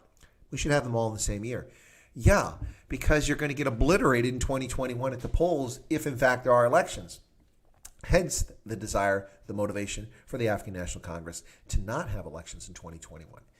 If that does happen, ladies and gentlemen, do expect that the world will begin to take notice of what's happening. That I do predict now. I do pretty well with my predictions based on my analysis. People ask me if the U.S. and the world would intervene in South Africa if there's civil war, and my answer has always been not likely. But when it comes to this political decision, this is a real problem. The ANC will no longer be able to pretend that they're a democracy. The National Coronavirus Command Council and its undemocratic, its unelected, its unaccountable authority, as a dictatorial, totalitarian body goes unchallenged. Now, there are challenges in the courts in South Africa, but it goes unchallenged by the international community. Why? Because the rest of us are going through the same thing around the world, with state, local, and in some cases federal, depending on your system around the world, leaders imposing on our rights, our privileges, and our liberties. And so no one can be bothered to look at South Africa's out-of-control National Coronavirus Command Council. However, if the South African government delays elections, municipal elections. Now, in that video, I also talked about the fact that the by-elections for 26 wards in South Africa have been delayed now twice in 2020. But that's a different situation. In both cases, the Independent Electoral Commission, which is an independent body funded by the state, but it is separate from the state, it takes its charter. The Independent Electoral Commission approached the courts to ask for a delay. They were delayed till July 17th, and now they've asked for a subsequent delay, which takes it to November 18th. And in this case, I actually support it. Why? Because candidates have not been able to campaign. You can't simply have an election just, okay, we're locked down on COVID-19, it's Monday. Guess what? Friday will be the election. No, you have to have a period of electioneering, which is usually 60 to 90 days, depending on which level of election.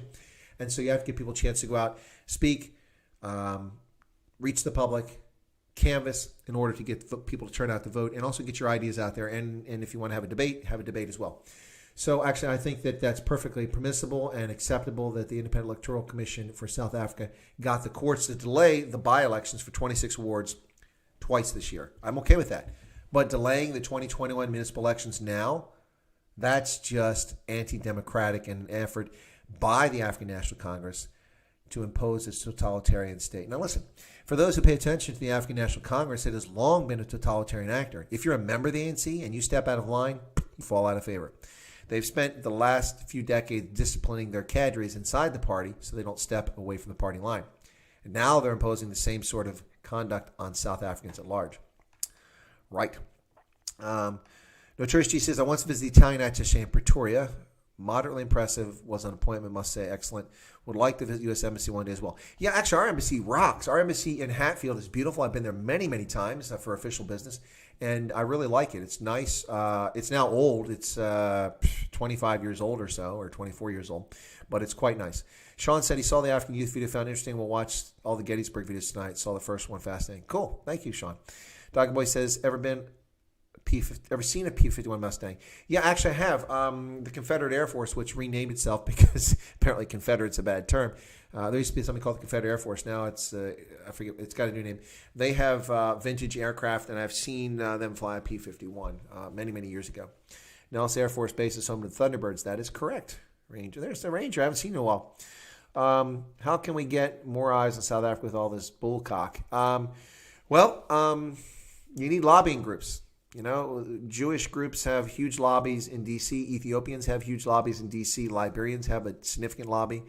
You need a lobby group. You need someone based in the States who spends all their time on K Street or somewhere in D.C. trying to get meetings with legislators to get it on their agenda to get them to talk about it. Listen, legislators, for the most part, aren't that particularly bright.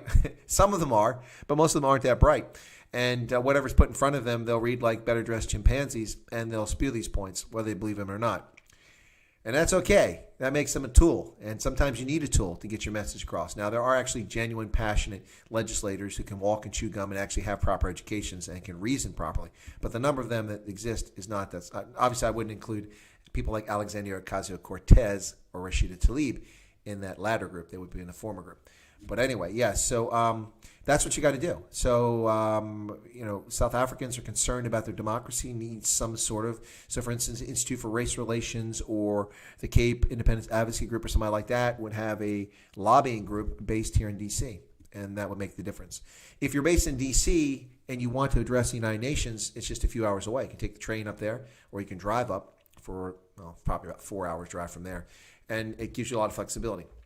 You can put an advocacy group like that in London, but its impact is going to be limited because you're going to affect London, not even the European Union, just the UK, and you won't affect D.C. But if you're in D.C., you can affect the United States, the most powerful country in the world, with the most powerful single political figure on the planet, the President of the United States, and you're close enough to the United Nations if you want to do some shenanigans up there. Plus, given the fact that this is the most powerful country in the world, every country with some sort of diplomatic representation finds itself, as long as it's recognized, in Washington, D.C. So in the diplomatic community, you can reach other countries when you're in D.C. Plus, people come for events, and it's just a magnet for people. It's a magnet for power, U.S. and foreign power.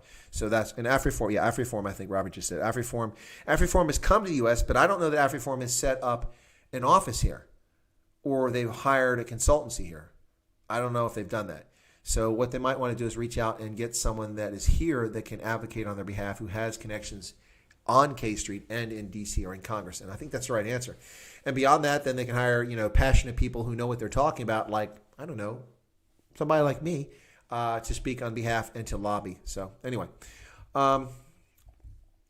yes, we do need municipal elections 2021. We need to see the ANC get spanked really hard.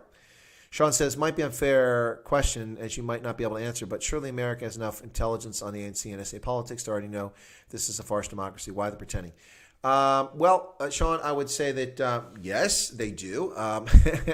But does it resonate? Does it get anywhere? The issue here, Sean, is that diplomacy is a game. It really is a game. You can't simply say the things that you need to say sometimes. Now, the outlandish nonsense that Lana Marks is saying makes no sense to me whatsoever and is beyond the bounds of diplomacy. I think that she's just a loose cannon who doesn't know what she's talking about and really needs to get back to producing handbags instead of being an ambassador there.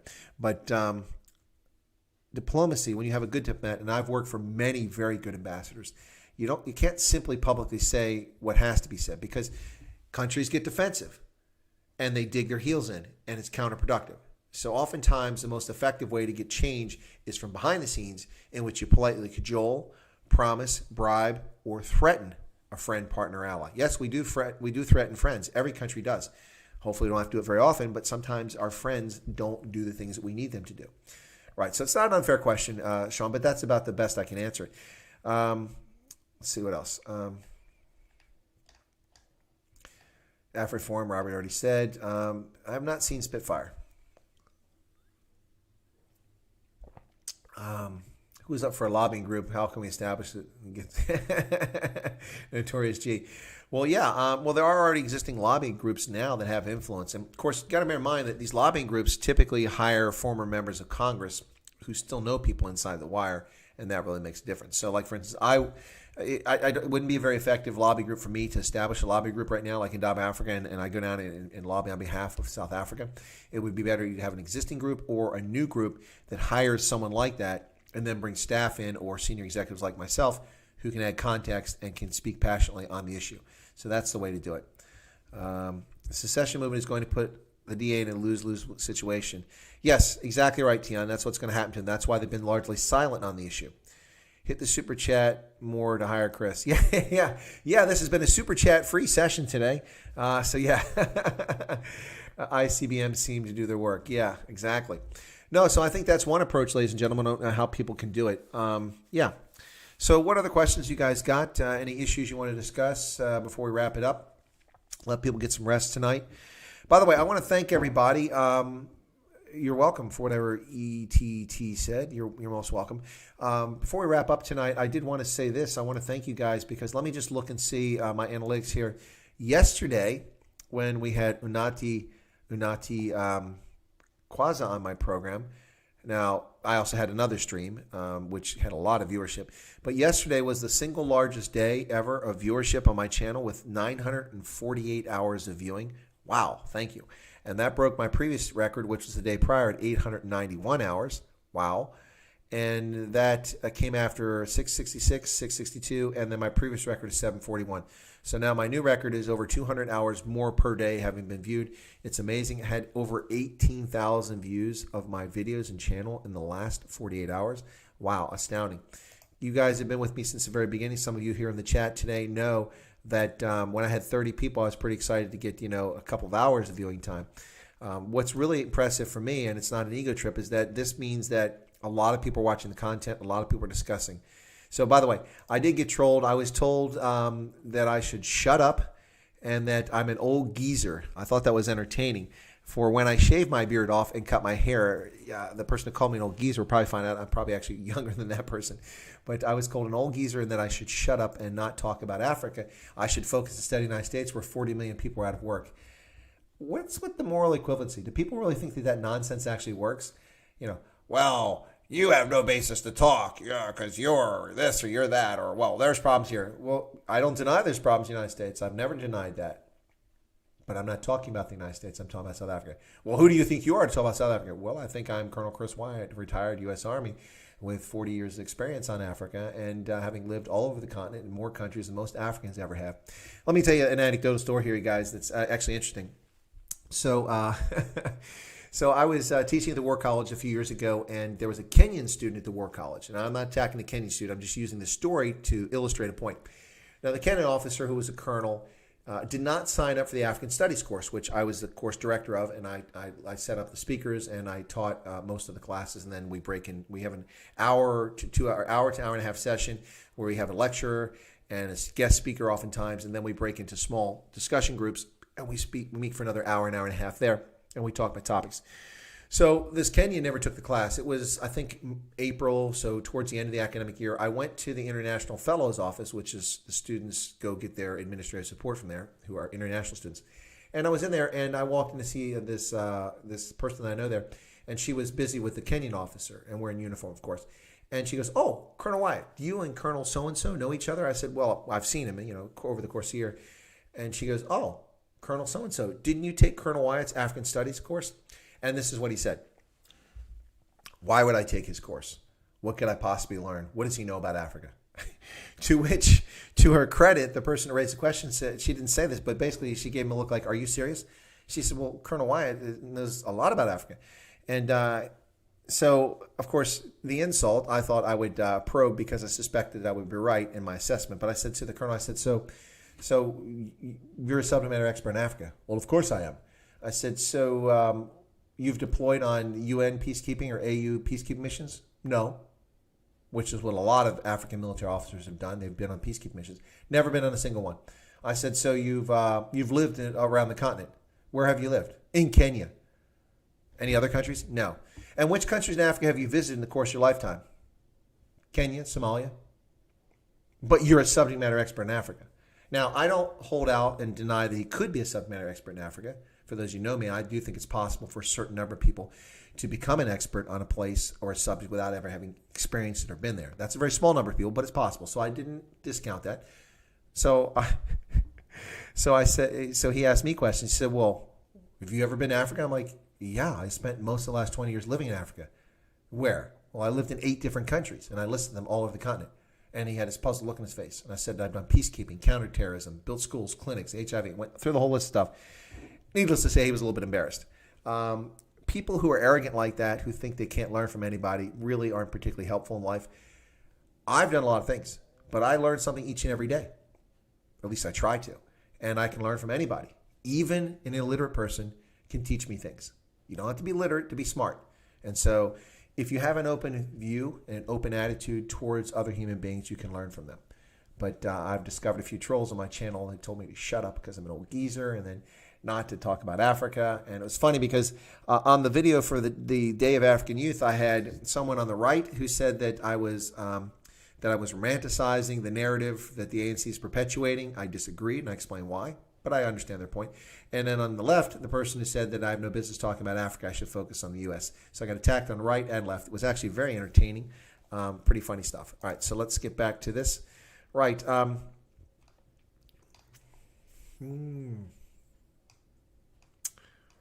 Wow, missed a few things here. The design of Washington, D.C. and the architecture of the White House is the greatest home court advantage in the world. Yeah, from a standpoint, it's actually, from a security standpoint, it works out pretty well. So good point there, Ranger. Sean, makes me sad no diplomacy is all a game while we're suffering. Okay, well, Sean, okay, when I say it's a game, okay, don't take it like, it's a fun game. No. There's an art to it. Diplomacy is not a science, it's an art. And that's what I mean by a game, okay? So I think you took that the wrong way. It is an art, and it's the art. Well, that's why Donald Trump is the right guy for the job. It's the art of the deal. It really is when it comes to diplomacy, and that's lost a lot of people in our diplomatic community. A lot of people seem to think that our job as diplomats is to serve foreign countries. No, it's to serve the interests of the United States in the Westphalian system of states because we act in our own national interest. That's what the role of diplomacy is for the United States. And I've worked with a lot of diplomats, some of whom lose the plot at times. And that's some people you might call the deep state. Let's see what else. The SAA plan has been published. We'll read it tomorrow. Yeah, Tian, I'll look it up and see. I read the initial details of it. I don't think it'll vary much from that. This is Pravin Gordhan's wet dream and his nonsense about trying to save state-owned enterprises, and it's a bad idea. Once again, folks, I'm wearing a rugby jersey from the 2019 World Cup today. I thought I'd point that out. That's USA over here, and this is the 2019 logo for the Rugby World Cup. This one's really cool. You can see on the shoulders there when I lean back, see the stars and the pattern. It's really cool. I like this one. So it was nice. Really good experience, the Rugby World Cup. Opinions on the South Africa's nuclear program. Well, do you mean the dismantled nuclear program or its nuclear power program? I think you mean the nuclear weapon program. I think that the South African government under the National Party felt that they were threatened by Soviet aggression and developed nuclear weapons just in case. And I have no objections to that. They tested the weapons at sea, which surprised the world, at least those capable of detecting it, like the United States and others. And we kind of looked the other way. That nuclear power program, or that nuclear weapon program, was dismantled after '94, and I got no problems with it. Time in the U.S. is 17:04 currently, Grant, so I'm 4 minutes behind there. Who said what video? Oh, that was the Day of the African Child. I got criticized by the right and criticized by the left about, romanticizing the ANC's narrative and then sticking my nose in Africa's business because I had the temerity to point out how the number of kids who are hungry, there is no money for school fees, girls being married off and things like that. I guess that hurts somebody's feelings. The truth hurts. I didn't say it in a malicious manner. I didn't say it mean-spirited. In fact, at the end of the video, I encourage people to commemorate the day for African children. Anyway. For me, it was more of a call to get African politicians to get off their duff and actually do things for kids in Africa, improving education, rather than simply rote learning, actually teaching kids to prepare for the fourth industrial revolution, or for that matter, the third industrial revolution, which has missed many of them as well, and also get kids in school. It would need a small fortune, but we what's this? A small fortune for what? $15 million. What's $15 million for, Sean? Oh, you're talking about maybe we can do fund a Hollywood actor to cry on TV. Yeah, I was going to play that video, but I didn't do that today. I might do that later on. Right. You can learn from anyone, Grant. Exactly right. Keep the beard, shave the head. I am not shaving my head. I have seen the look, Notorious G. What's this? Did somebody just subscribe? Rory Pike just subscribed. Well, thank you, Rory, for subscribing. Cool. We finally got the zombie going. I thought we were going to get through a stream with no zombie action. There's been no super chats and no subscribers. I'm just as happy to get a subscriber as I am a super chat. So at least we saw him. Of course, remember with the super chat, he's on the top of the mountain, climbing to the top of Holliesburg. In this case, he's running along the ridge line for a subscriber, showing the difference there. Lions. What's with the Lions, man? Come on. I'm not a Lions fan. I've actually been to Ellis Park many times, watched the Lions play there. Yep, watched them play against the Sharks, and I think it was the Bulls. What do I think of The Last Dance of Michael Jordan? I don't have an opinion on it. I'm not sure what we're talking about, Pinar. Sean understood. Okay, I think the homeless should take a backseat to truth and people. Yeah, but life isn't that way, Sean. It's okay. Let me explain. Okay, so it's kind of like the idealistic view that Julian Assange and WikiLeaks have. No government is entitled to secrets. People should know everything. That's just asinine. Think about it for a second. For instance, the United States wants to negotiate a treaty with Mexico and Canada, which is to our favor, so we get a good deal out of it. So we have secrets that we don't share, or we know things about Mexico and Canada, about their industrial development and about their background that we don't tell them we know about. Because if they know we know, they'll know our bargaining position. So of course we're entitled. Whoa, what's that, Yanni? I didn't even know you were here, man. Yeah, so you're allowed to keep secrets. It's as simple as that, ladies and gentlemen. And what I always tell people is that for those idealistic people out there who seem to think that states aren't entitled to secrets, would you allow anyone in the public to know your bank account number, your password to your checking account, to your bank account? Would you allow anyone to have access to rewrite your life insurance policy? Or would you give the keys to your home to anyone? Of course not. Individuals and states, in the same vein, are entitled to secrets. Now, it's a question of secrets that are used to abuse people. That's a different situation. There it is. Yanni Fundavault with a donate 140 Rand super chat. Wow, Yanni, thanks so much. There he is. There he is. Look at, he's going almost to the top. There it goes. That's right. Love it. The zombie climbing the top of the Mahaly'sburg. Thank you so much for that, Yanni. And that was a stripper chat. Wow. You didn't even ask me to dance. Yanni. Yeah, Yanni's trying to get me to be appointed to be ambassador there. Yanni, you're such a good egg. I didn't even know you were here, man. It's so quiet in the chat. You must be working in the background. By the way, Yanni, without disclosing, if you don't want to, I'm curious, how did your presentation go? Did they buy off on it? Did they like it? If you want to answer that, you're welcome to. Otherwise, I'll ask you in private. But I was just wondering how that went because it was a couple, I don't know, was it yesterday or was it Friday? I'm trying to remember. Or maybe it was today. But you did have a presentation that was coming up, and it was rather important. So thank you for the stripper chat, Yanni. Wow, look at that, 140 Rand. Thank you so much. Got a subscriber and got a super chat. Look at that. So where was I at before the super chat threw me off my game there? Thanks so much, Yanni. Let's see. Tian says, after 94, FW de Klerk said it was dismantled prior to 94. What was dismantled prior to 94? Oh, okay. The process started. It wasn't really finished until after 94, to my knowledge. So we could quibble about that. But basically, the nuclear program was dismantled by the late 1990s. And there you go. And it was verified by the United Nations, the International Atomic Energy Agency. All of them verified it. Other external actors. So, in fact, it did get dismantled. Grant said, thanks. What do I know about Verwoerd? Well, what do you want to know about Hendrik Verwoerd? He was born in the Netherlands, architect of apartheid, assassinated. Why'd you delete that, Pinar? Sure, the Nats didn't want. Yeah, actually, Tiana, I think you're right. The Nats didn't want to leave the ANC with 3 nuclear weapons. That's probably why it was disbanded. But when I say the program was eliminated, it was more than simply dismantling the nuclear weapons. It was also destroying documents and removing capacity to build new ones. All of that was all part of the program. Is it true that about the stolen Royal helicopter, 3 nuke suitcases traveling from South Africa? I've heard that story before, Notorious G. All I know is it's a story. I'd be surprised. Like I said, they were confirmed that this did happen.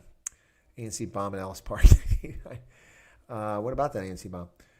You guys are welcoming Rory. What did I miss? Yanni starting to finance Chris, or newly appointed lobbyist. There you go. My chat just caught up. I guess I was going on about Yanni's super chat, and it just popped in there. So why did it take so long? Yanni says, yes, it went very well. Thank you. Got some extra. Oh, sweet. Good job, Yanni. Good to hear that. Kyle, there you are. I enjoyed your short videos. Very informative and short. Yeah, but I'm going to piece them all together and make a longer one with all of them, which I'll monetize with commercials to bore people. Feel free to watch the commercials or at least play in the background while you're doing something else.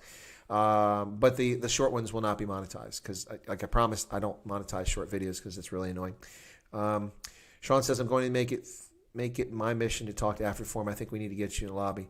Well, feel free to talk to AfriForum. I am in contact with Ernst Hutz now, but not much contact. He kind of pushed me towards Ernst. It was great, but Ernst von Seil. Anyway, so what else?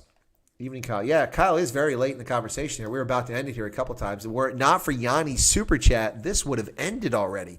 Yanni has single-handedly kept the live stream going, ladies and gentlemen. So if you're disappointed in what you're hearing tonight, you need to blame Yanni. If you're happy about what you're hearing, you can thank Yanni, because I would have ended the stream a few minutes ago otherwise. Let's see. Wesley says there have been a lot of scares and safety issues with hydrogen buildups in the reactors. So are you talking about Kuberg? Variable says we're doing great. At least I'm in here. Yeah, good to see you, Kyle. I guess you were probably busy today, Kyle. Hit the like button. Yeah, okay, I'll do a little e-begging on that, folks. Please smash the like button if you haven't already. I haven't checked to see how many likes we have on this. Just curious. Let me see what's going on over here. Where are we at on the likes here? I don't want to open up the browser and get the sound going again because I think I left it on mute, but it doesn't always turn out to be the case. One thing I've tried to do is change the latency on this. Yep, come on. My network is slow, even though I'm streaming. That's probably why it's slow. All right, it's coming up. Let me see, 51 likes. Okay, that's more than there are people present, so I can't really complain about that now, can I? Anyway, well, excellent. Yeah, but once again, folks, as I said a short while ago when I was getting ready to wrap things up, yesterday was the single largest day so far as hours viewed on my channel. Thank you all so much for that. I'm really grateful for that. Listen, if we had 50 people watching the stream for an hour, that's 100 hours. But yesterday had a total of 940 hours of viewing on my channel, which is just astounding. Thank you so much. Oh, now it's been adjusted because they're 9:58. It's going up. This is Monday 9:58. It's just been updated. So I love how YouTube doesn't always have their data up to date. So they've just updated and said it was 9:58. But if it keeps going, it might be 1,000 hours, which would be the first time ever for me. Oh, Kuberg is leaking nuclear waste into the ocean. That is a sad state of affairs. James Assad was in the Air Force and they were making nuclear isotopes. Interesting. Safari 1, Palindama. Okay. Pinar is asking if I think the cops in Atlanta were in the wrong. Pinar, I haven't paid close enough attention to it. What I will say is this. I saw a little bit of the video, and then you really can't follow it. And then Sean's asking about an interview with Major Wyatt Dutoit. Might be interesting. Yeah, people keep mentioning Wyatt Dutoit. I'm subscribed to his channel, but I have not. Maybe you guys should mention me to him. I'll make a note of that again. I get a lot of folks suggesting things, and some of it I can make happen, some of it's hard to do. Plus, at the same time, I've got my own objectives here, some people I want to get on the channel. But, yeah, so the Atlanta cops, what I saw of it, the problem I have with this is that the gentleman escalated the situation. He was under arrest. They were putting cuffs on him. He had the body cam. You could see that. And then he reaches and grabs a police officer's taser and attempts to use it. Well, game over, guys. Deadly force is on. You're threatening public safety. You're threatening that police officer. And so what happens next is what happens next. That's my point on that issue. So whether the cops were legitimate in shooting him, they made a big deal about the fact that he was shot in the back twice. The fact that he was shot in the back doesn't mean a whole lot, ladies and gentlemen. In a tussle, as someone spins around, as you're squeezing the trigger off, it's very easy for someone to be shot in the back. So that carries no weight with me, the fact that he was shot in the back. It just makes it sound like he was running away. No, I need to see more. But I don't know if the cops are on the right. But cops are damned, whether they do or they don't. And I'm sick of this nonsense. Listen, I have disdain for law enforcement that go beyond their writ. I have been pulled over at least 30 times in my lifetime when I've been in the States. And I call it, people like to say driving while black. Well, it's driving while in the military. What do I mean by that? In every state where I've been stationed, I've had out-of-state license plates. And I get pulled over by police who harass me, trying to see if they can get me on a ticket or get me to confess to having driven too fast or something like that, so that they can issue a ticket to me. Why? Because I'm out of state and I won't come back to contest the case. But in most cases, I'm actually living in that state. They just don't realize it. For instance, here in Pennsylvania, for the first 4 years I lived here, my license plates were with Maryland. I lived in Pennsylvania. My house, the car up front, had a license plate for Maryland. My driver's license was based in Ohio. But that's because as a military person, technically, I wasn't physically in Pennsylvania for taxation and counting purposes. I voted in Ohio. I paid taxes because that's where I entered from the military. So that was my home of residence. And my license plates were from Maryland because I bought my car there. And I didn't register it here because it wasn't required. Now, living in Pennsylvania, not on active duty, I'm required to have my car registered here and have a driver's license from Pennsylvania, which I now have. But anyway, the point is that when I lived here, I wasn't pulled over by Pennsylvania police. I've actually never had a problem with them. But New York, Arizona, other states, I've been harassed while driving in the military. And anyway, I'm not sure why I got off on that kick. Yeah, cool. Yanni, your super chat stayed up there for a really long time. I was really frustrated when I did this big super chat for Ronaldo. It was up for like a minute and a half, and I gave more money than people did in South Africa, but it like zipped off, and I'm like, well, that's a ripoff. I gave like $20. How come it's gone already? And people gave like, 100 Rand. That's not even close to $20. Anyway, so Pinar says, are you a Cavs fan? You mean the Cleveland Cavaliers? Not in the least bit. I stopped watching the NBA when Michael Jordan retired the second time from the Wizards. I find it boring. It's not that exciting. And I've not gone to an NBA game since then. It's also overpriced. And it's not my scene. Not really into it. I was a huge Utah Jazz fan when Karl Malone and John Stockton were there. And I also liked the Phoenix Suns for a long time when some of the players were there. And, of course, I liked the Bulls when Michael Jordan played there. And then I didn't become a Wizards fan, but I followed the Wizards when Jordan played for the Wizards. So, but once they all ended, there's nothing left for me. I never found Kobe Bryant that compelling. I didn't care for Shaquille O'Neal. The guy I could shoot free throws better than him with my eyes closed. Chevron stations alert system mostly. Never got pulled over because it didn't stop. Oh, because you don't stop. Okay, that's good. So Grant never got pulled over because he didn't stop. Well, good luck from that. Next thing you know, it'll be an OJ chase here in the States because the cops got nothing better to do. But yeah, this disdain for the police is where this came from. Tian says, can we drive in the U.S. with South African driver's license? Do we still need that international license? I don't know the answer to that, but I suspect you can drive here with a South African license. The international driver's license is something that countries expected for a long time, but by and large, it's nonsense. Don't hold me to that. There are countries that expect you to have an international driver's license. But for instance, whenever I go to Europe or South Africa, I can travel on my U.S. driver's license. I use Avis almost exclusively for my rental cars because I'm very fond of Avis, and I've gotten good deals from them over the years. I get a huge discount, and I usually get pretty good cars. And oftentimes they've upgraded me because I was in their Premier program because I travel a lot. So whenever I go to South Africa, I don't have to have an international driver's license. I just have to present my U.S. driver's license, and they accept it. I think it's reciprocal, but I can't guarantee it. It was the European countries that played this game with international driver's license for a long time, and I used to get them all the time, but they're only good for a year. I had to pay AAA. That's the American Automobile Association. Yeah, so I think your South African license is good here, but it's easy enough to check. Just do a Google search on it, and you'll know. Tian. I won't give Canada an inch. What are you talking about, an inch? What's going on with Canada? Why are we talking about Canada here? Yeah, Stockton was amazing, Pinar. He was amazing. Stockton and Malone. You know, they have a car dealership. Stockton and Malone's the name of the car dealership. The two of them own it in Utah and Salt Lake City. International driver's license is nonsense and never needed except in God. Yeah, Sean, I've needed it in one or two countries. Like, where's your national driver's license? But beyond that, it is nonsense. Sean said you needed one in the U.S. Okay. Didn't know that. Okay. If you live in Doornfontein, it's the closest house to Coburg. Oh, okay. You guys talk about Coburg. Right. Anyway, so, Yanni. What's Yanni got here? Yeah, Yanni says don't need anything special. Come to the U.S. Use your U.S. as driver's license to rent a vehicle. There you go. See, that's the bottom line, gentlemen. And ladies and gentlemen. If there's any ladies in the crowd, the bottom line with this is that if you can rent a car with your national driver's license from wherever you are in the country you're going to, then you know you've met the requirements because the car companies are not going to allow themselves to be on the hook for liability for renting a vehicle to an unlicensed driver. In the U.S., you have to be, I think, 21 to rent cars. In most states, in some states, they expect to be 25. So they check for that. They check for a valid driver's license from wherever you're from, and then you're good to go. Yeah, I don't think you need an international driver's license. But now I know. Yanni's confirmed it because Germans come here all the time. The question, of course, asked here is for South Africans, and that was the one I wasn't sure. But now we know the answer. Yanni with that super chat came in there right after the subscription popped up. And we also got help from Yanni. So thank you for that, Yanni.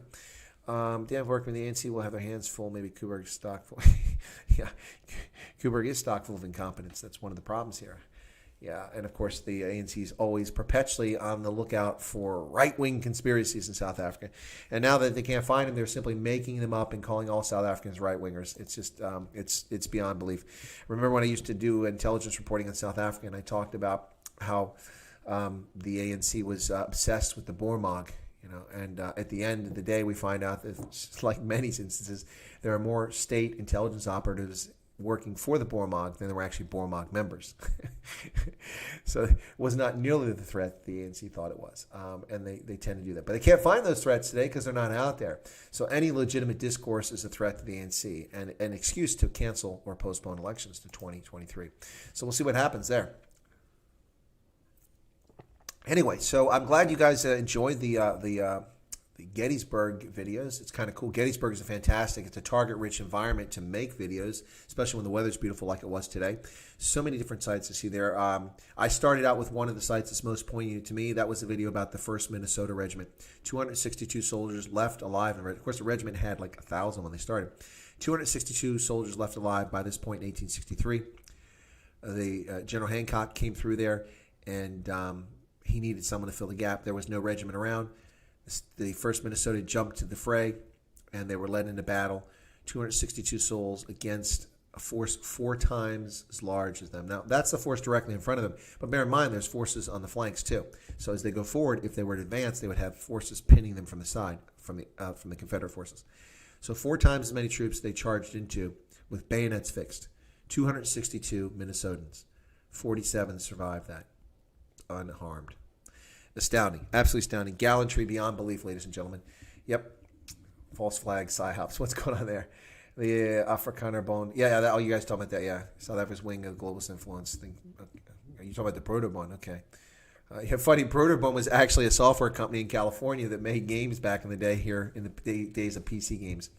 Dan Verkman says, just watch that video. Very interesting. Yeah, it's really cool. And then there's a second video that comes right after, Dan, where I turn the camera around and actually scan the battlefield so you can see what was in front of these guys as they charged out there in 35 degrees Celsius weather, 90+% humidity, wearing woolen jackets with heavy rifles and their canteens way down by the gear and their lives on the line and the nation on the line. And they charged into that, and many of them died. Fascinating. Yeah, no. Gettysburg is really amazing. It's probably the best preserved battlefield in the world, honestly. It's really amazing. It's probably one of the most beautiful battlefields in the world, too. So much to see, so many places to go. For those, if I'm still in the area, if anyone ever gets over this way and you would like a tour of Gettysburg, you just let me know. And I'll be happy to go down there and show you around. It's really, really cool. And I make that offer to people who aren't even members or subscribers. Feel free to do it. Anyway, so what else we got here? Must have been embarrassing if you had an American in the car with you. What's he saying to Yanni? What did Yanni say? On the interstate and stuff, it's fine. It's in the town they struggle when you're at an intersection turn. Oh, I think Yanni's talking about the difficulty because, you guys in Southern Africa, of course, once again, famously, I'll repeat this, you drive on the incorrect side of the road. Yes, that's right. Your steering column is installed incorrectly in your vehicles on the right-hand side, which makes no sense whatsoever. The rest of the world, outside Commonwealth countries and Japan, we all drive on the correct side of the road. Now, so the thing about the driving on the other side for me is that the only thing I mess up, and this is because manufacturers aren't consistent, is the indicator, turn indicator. No, we don't, says Hendo. Listen, Hendo, the first step to recovery is recognizing that you have a problem. You have to admit that you have a problem, and then you can take the 12 steps from there. But seriously, the thing for me is the turn indicators and then the windscreen wipers, right? Look at that. I used Commonwealth South African English there, right? The turn indicators instead of turn signals is what we call them. And then I didn't say windshield, I said windscreen. Anyway, but yeah, I hate when the vehicles aren't consistent. Sometimes the left one is the turn indicator, sometimes the right one is turn indicator. It's very frustrating, especially when you're renting hires all the time. Tian says no ambassador post for me. Yeah. You guys would be lucky. You'd love to have me. I know it. In the meantime, you can enjoy your time with Banana Marks there and see how that goes. Variable Vision says going to take me up on the offer. Well, absolutely. Listen, my friend, I have given many people tours of the Gettysburg battlefield, and even when I didn't live here. When I lived in Maryland at Fort Meade, I drove up. I had a colleague of mine who went to the Tunisian Staff College, and L'École d'État-Major. We were classmates there. I didn't hear from him for several years. Then I was working at the National Security Agency. So I drove down to D.C., picked him up, and him and his new wife, and drove up to Gettysburg and gave a tour. And he had that trip already from the Defense Intelligence Agency. And after the tour, he's like, man, they didn't tell us any of this stuff. This is amazing. I'm like, yeah, they paid some guy to tell you almost nothing. Isn't that funny? And then his wife was just astounded. She found it amazing, beautiful. It was a great experience for her. And then we just did a lot of cool things. So there's a lot of stuff here to see in this area. It's really beautiful. I wonder if the average ANC members anyone understands the direction the ANC is taking us. No, because they're deluded. Okay, those who want to be triggered. Okay, this is a trigger warning, ladies and gentlemen. Please be prepared. For those who watched Ronaldo host the other night on Sunday service with Bianca van Wyk, please turn the volume down on your system because you're about to be triggered once again. Yeah, okay. So just like Bianca van Wyk, those people delude themselves. Bianca van Wyk actually had the audacity to say that she's not offended by Cyril Ramaphosa's racialization in his racial comments. Are you serious? That's insane. And it's how it is in the ANC. The people who don't see this happening, who are ignoring it. Because for them, anything is justifiable because they are living in a culture of victimization and of revenge and of hatred. I'm not talking about the entire ANC. I'm talking about a segment of the ANC. The kind of people who wound up in the EFF, but many of them still remain in the ANC. Dude, seriously, I recognize that this once drove a left hand. I'm bloody hell. Yeah. Well, as I was telling somebody yesterday, I think in the stream, imagine me. I used to drive from my office in Habaroni in my left-hand drive, American automatic, so it's not even a stick shift, drive to work, park my vehicle, hop in my Toyota Land Cruiser, which was a right-hand drive with a standard transmission, and then, of course, the wipers and the indicators are opposite, and then I have to shift with my left hand, and I'm left-handed. Talk about awkward.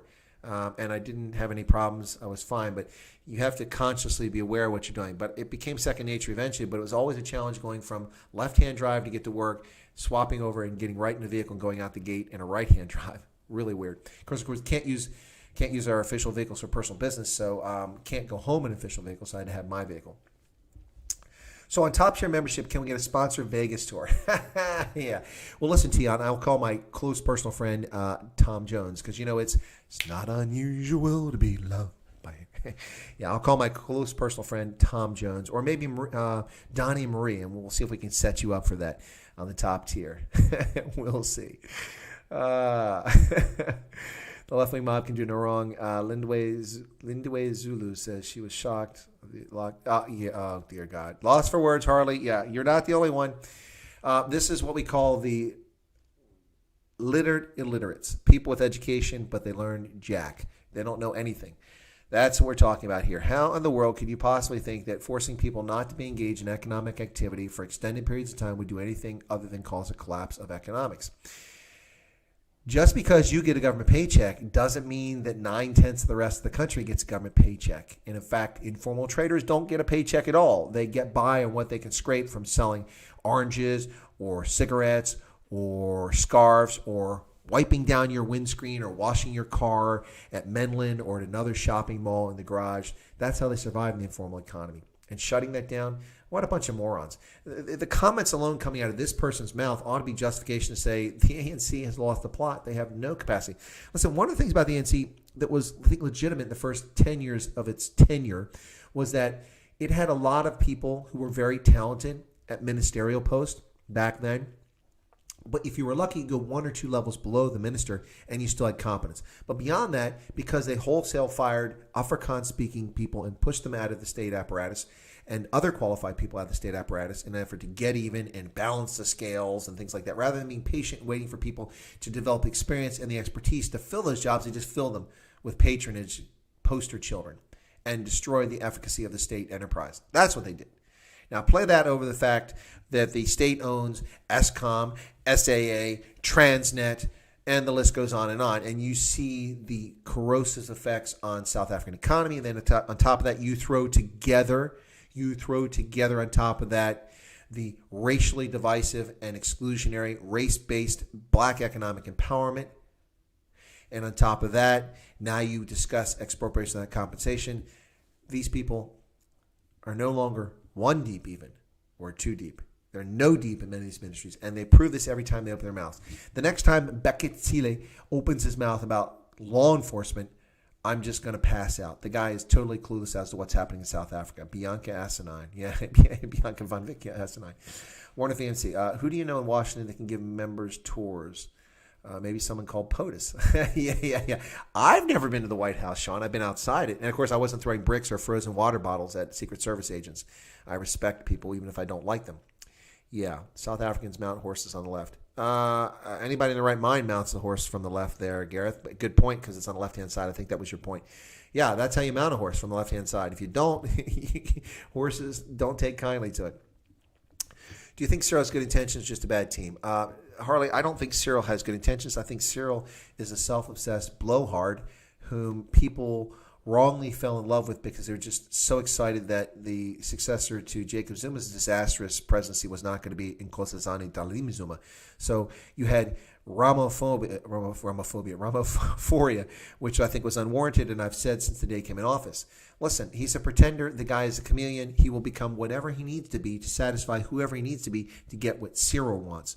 So he's got $500 million of net wealth, none of which he earned or worked for. It was given to him. That's wrong.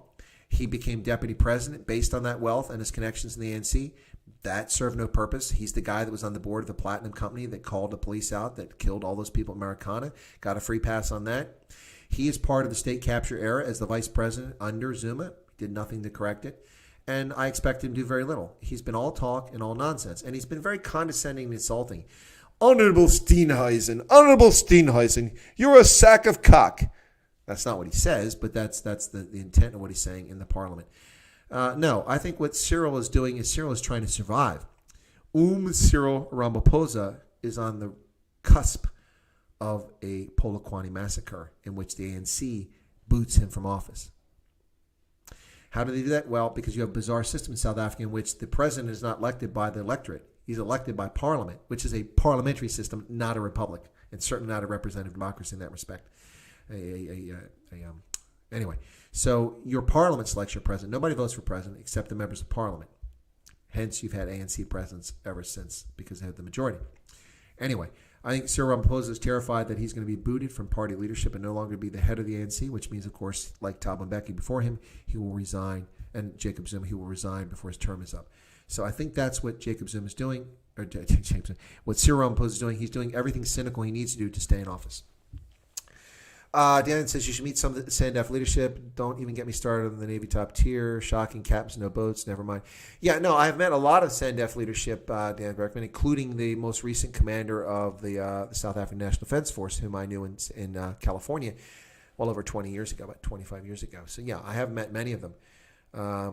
Sack of cock. Yeah, but please don't apply it to Steenhuisen. That wasn't what I meant to say. That was a sentiment that in the condescending fashion that Cyril Ramaphosa was addressing another member of parliament and trying to flower it up as if he was being polite when he was actually being incredibly disrespectful to John Steenhuisen. So if you want to call anyone a sack of cock, then a sack of cock, of course, would be our friend Cyril Ramaphosa. Yeah, I do that a lot, guys, lately when I'm tired or I've been so I keep saying Jay-Z for CR. I do that a lot. I'll have to confess. So it's not that I don't know the difference between the two. I know it very well, but it was a Freudian slip. Yeah, absolutely. So I'm going to write down sack of cock because I came up with that and I really like it. So you guys can give me credit for that one. Anyway, if Nkosazana Dlamini Zuma has to become president, then this country is really doomed. Absolutely. Jacob Zuma and Cyril, two sides of the same coin. Well, absolutely. The difference is that Cyril Ramaphosa doesn't have to steal. He's literate, and he doesn't have to steal. That's the only difference between the two of them. And in fact, in many respects, I would argue that at this stage, after the performance under coronavirus and the last year, that Cyril Ramaphosa, in many respects, is a far worse president than even Jacob Zuma was. Yeah. At least you knew Jacob Zuma was just trying to rob the country blind, not that he hated people. I don't think he hated anybody. Yanni behaved. What did Yanni do? Sack of cock. Yanni started a hashtag. Sack of cock. Arrange your buddies down to 7%. Yeah, I mean, you guys got to charge your phones, man. Now everybody's doing sack of cock. I love it. I love it. That's so funny. Oh my goodness. All right. Okay, so we're at 2 hours, folks. It is 11:30 in. I'm looking at my little chart at the bottom there. 11:36 in South Africa. I want to thank all my South African viewers. I'm gonna go ahead and close it here. Take a break. I've been running around. Take a look at my videos. Thank you all for watching them. Thank you for tuning in. Thank you, Yanni, for the super chat. It was really awesome. And thanks for the subscriber who joined us. It was really cool. Yeah, wicked sense of humor. Anyway. So I'm going to go ahead and close it out here. Thank you all so much. We've still got a big audience. I hate to close, but who funds the EFF? Yeah, now there's a good question, Monty. What are you all jumping in here? People weren't even saying anything. Suddenly we got people jumping in the conversation when I get ready to say I'm going to go. And you're adding useful things that should be discussed. Gareth says, I think David Mabuza will be the next president. He's sneaky. Yeah, actually, that's interesting. Ace Magshule will not be the guy. People seem to think of him. But anyway, folks, thanks a lot so much. I'll close out with Plek and Dizona from Giselle. And I want to thank you guys for tuning in today. And I'll probably do a live stream tomorrow. We'll see what's going on. I don't have any guests lined up, but Germ Warfare wants me to come on his channel. And there's a couple people that are interested in coming to my channel. So hopefully I'll be able to announce something soon. I don't even have a guest for Saturday. I haven't even thought about that. I've been so busy. I need to find a guest for Saturday. All right, folks, I'm going to take off, and we're going to give you Giselle on the way out with Plek and Dizona. That way, when I'm done, I can get my copyright claim against my video, and I can file that I have permission to use it and wait my 29 days for them to release it. That's just become a regular thing. So I'm going to close that, and I'm going to play Plek and Dizona. I hope you guys enjoy it. God bless, and be safe wherever you are in the world tonight.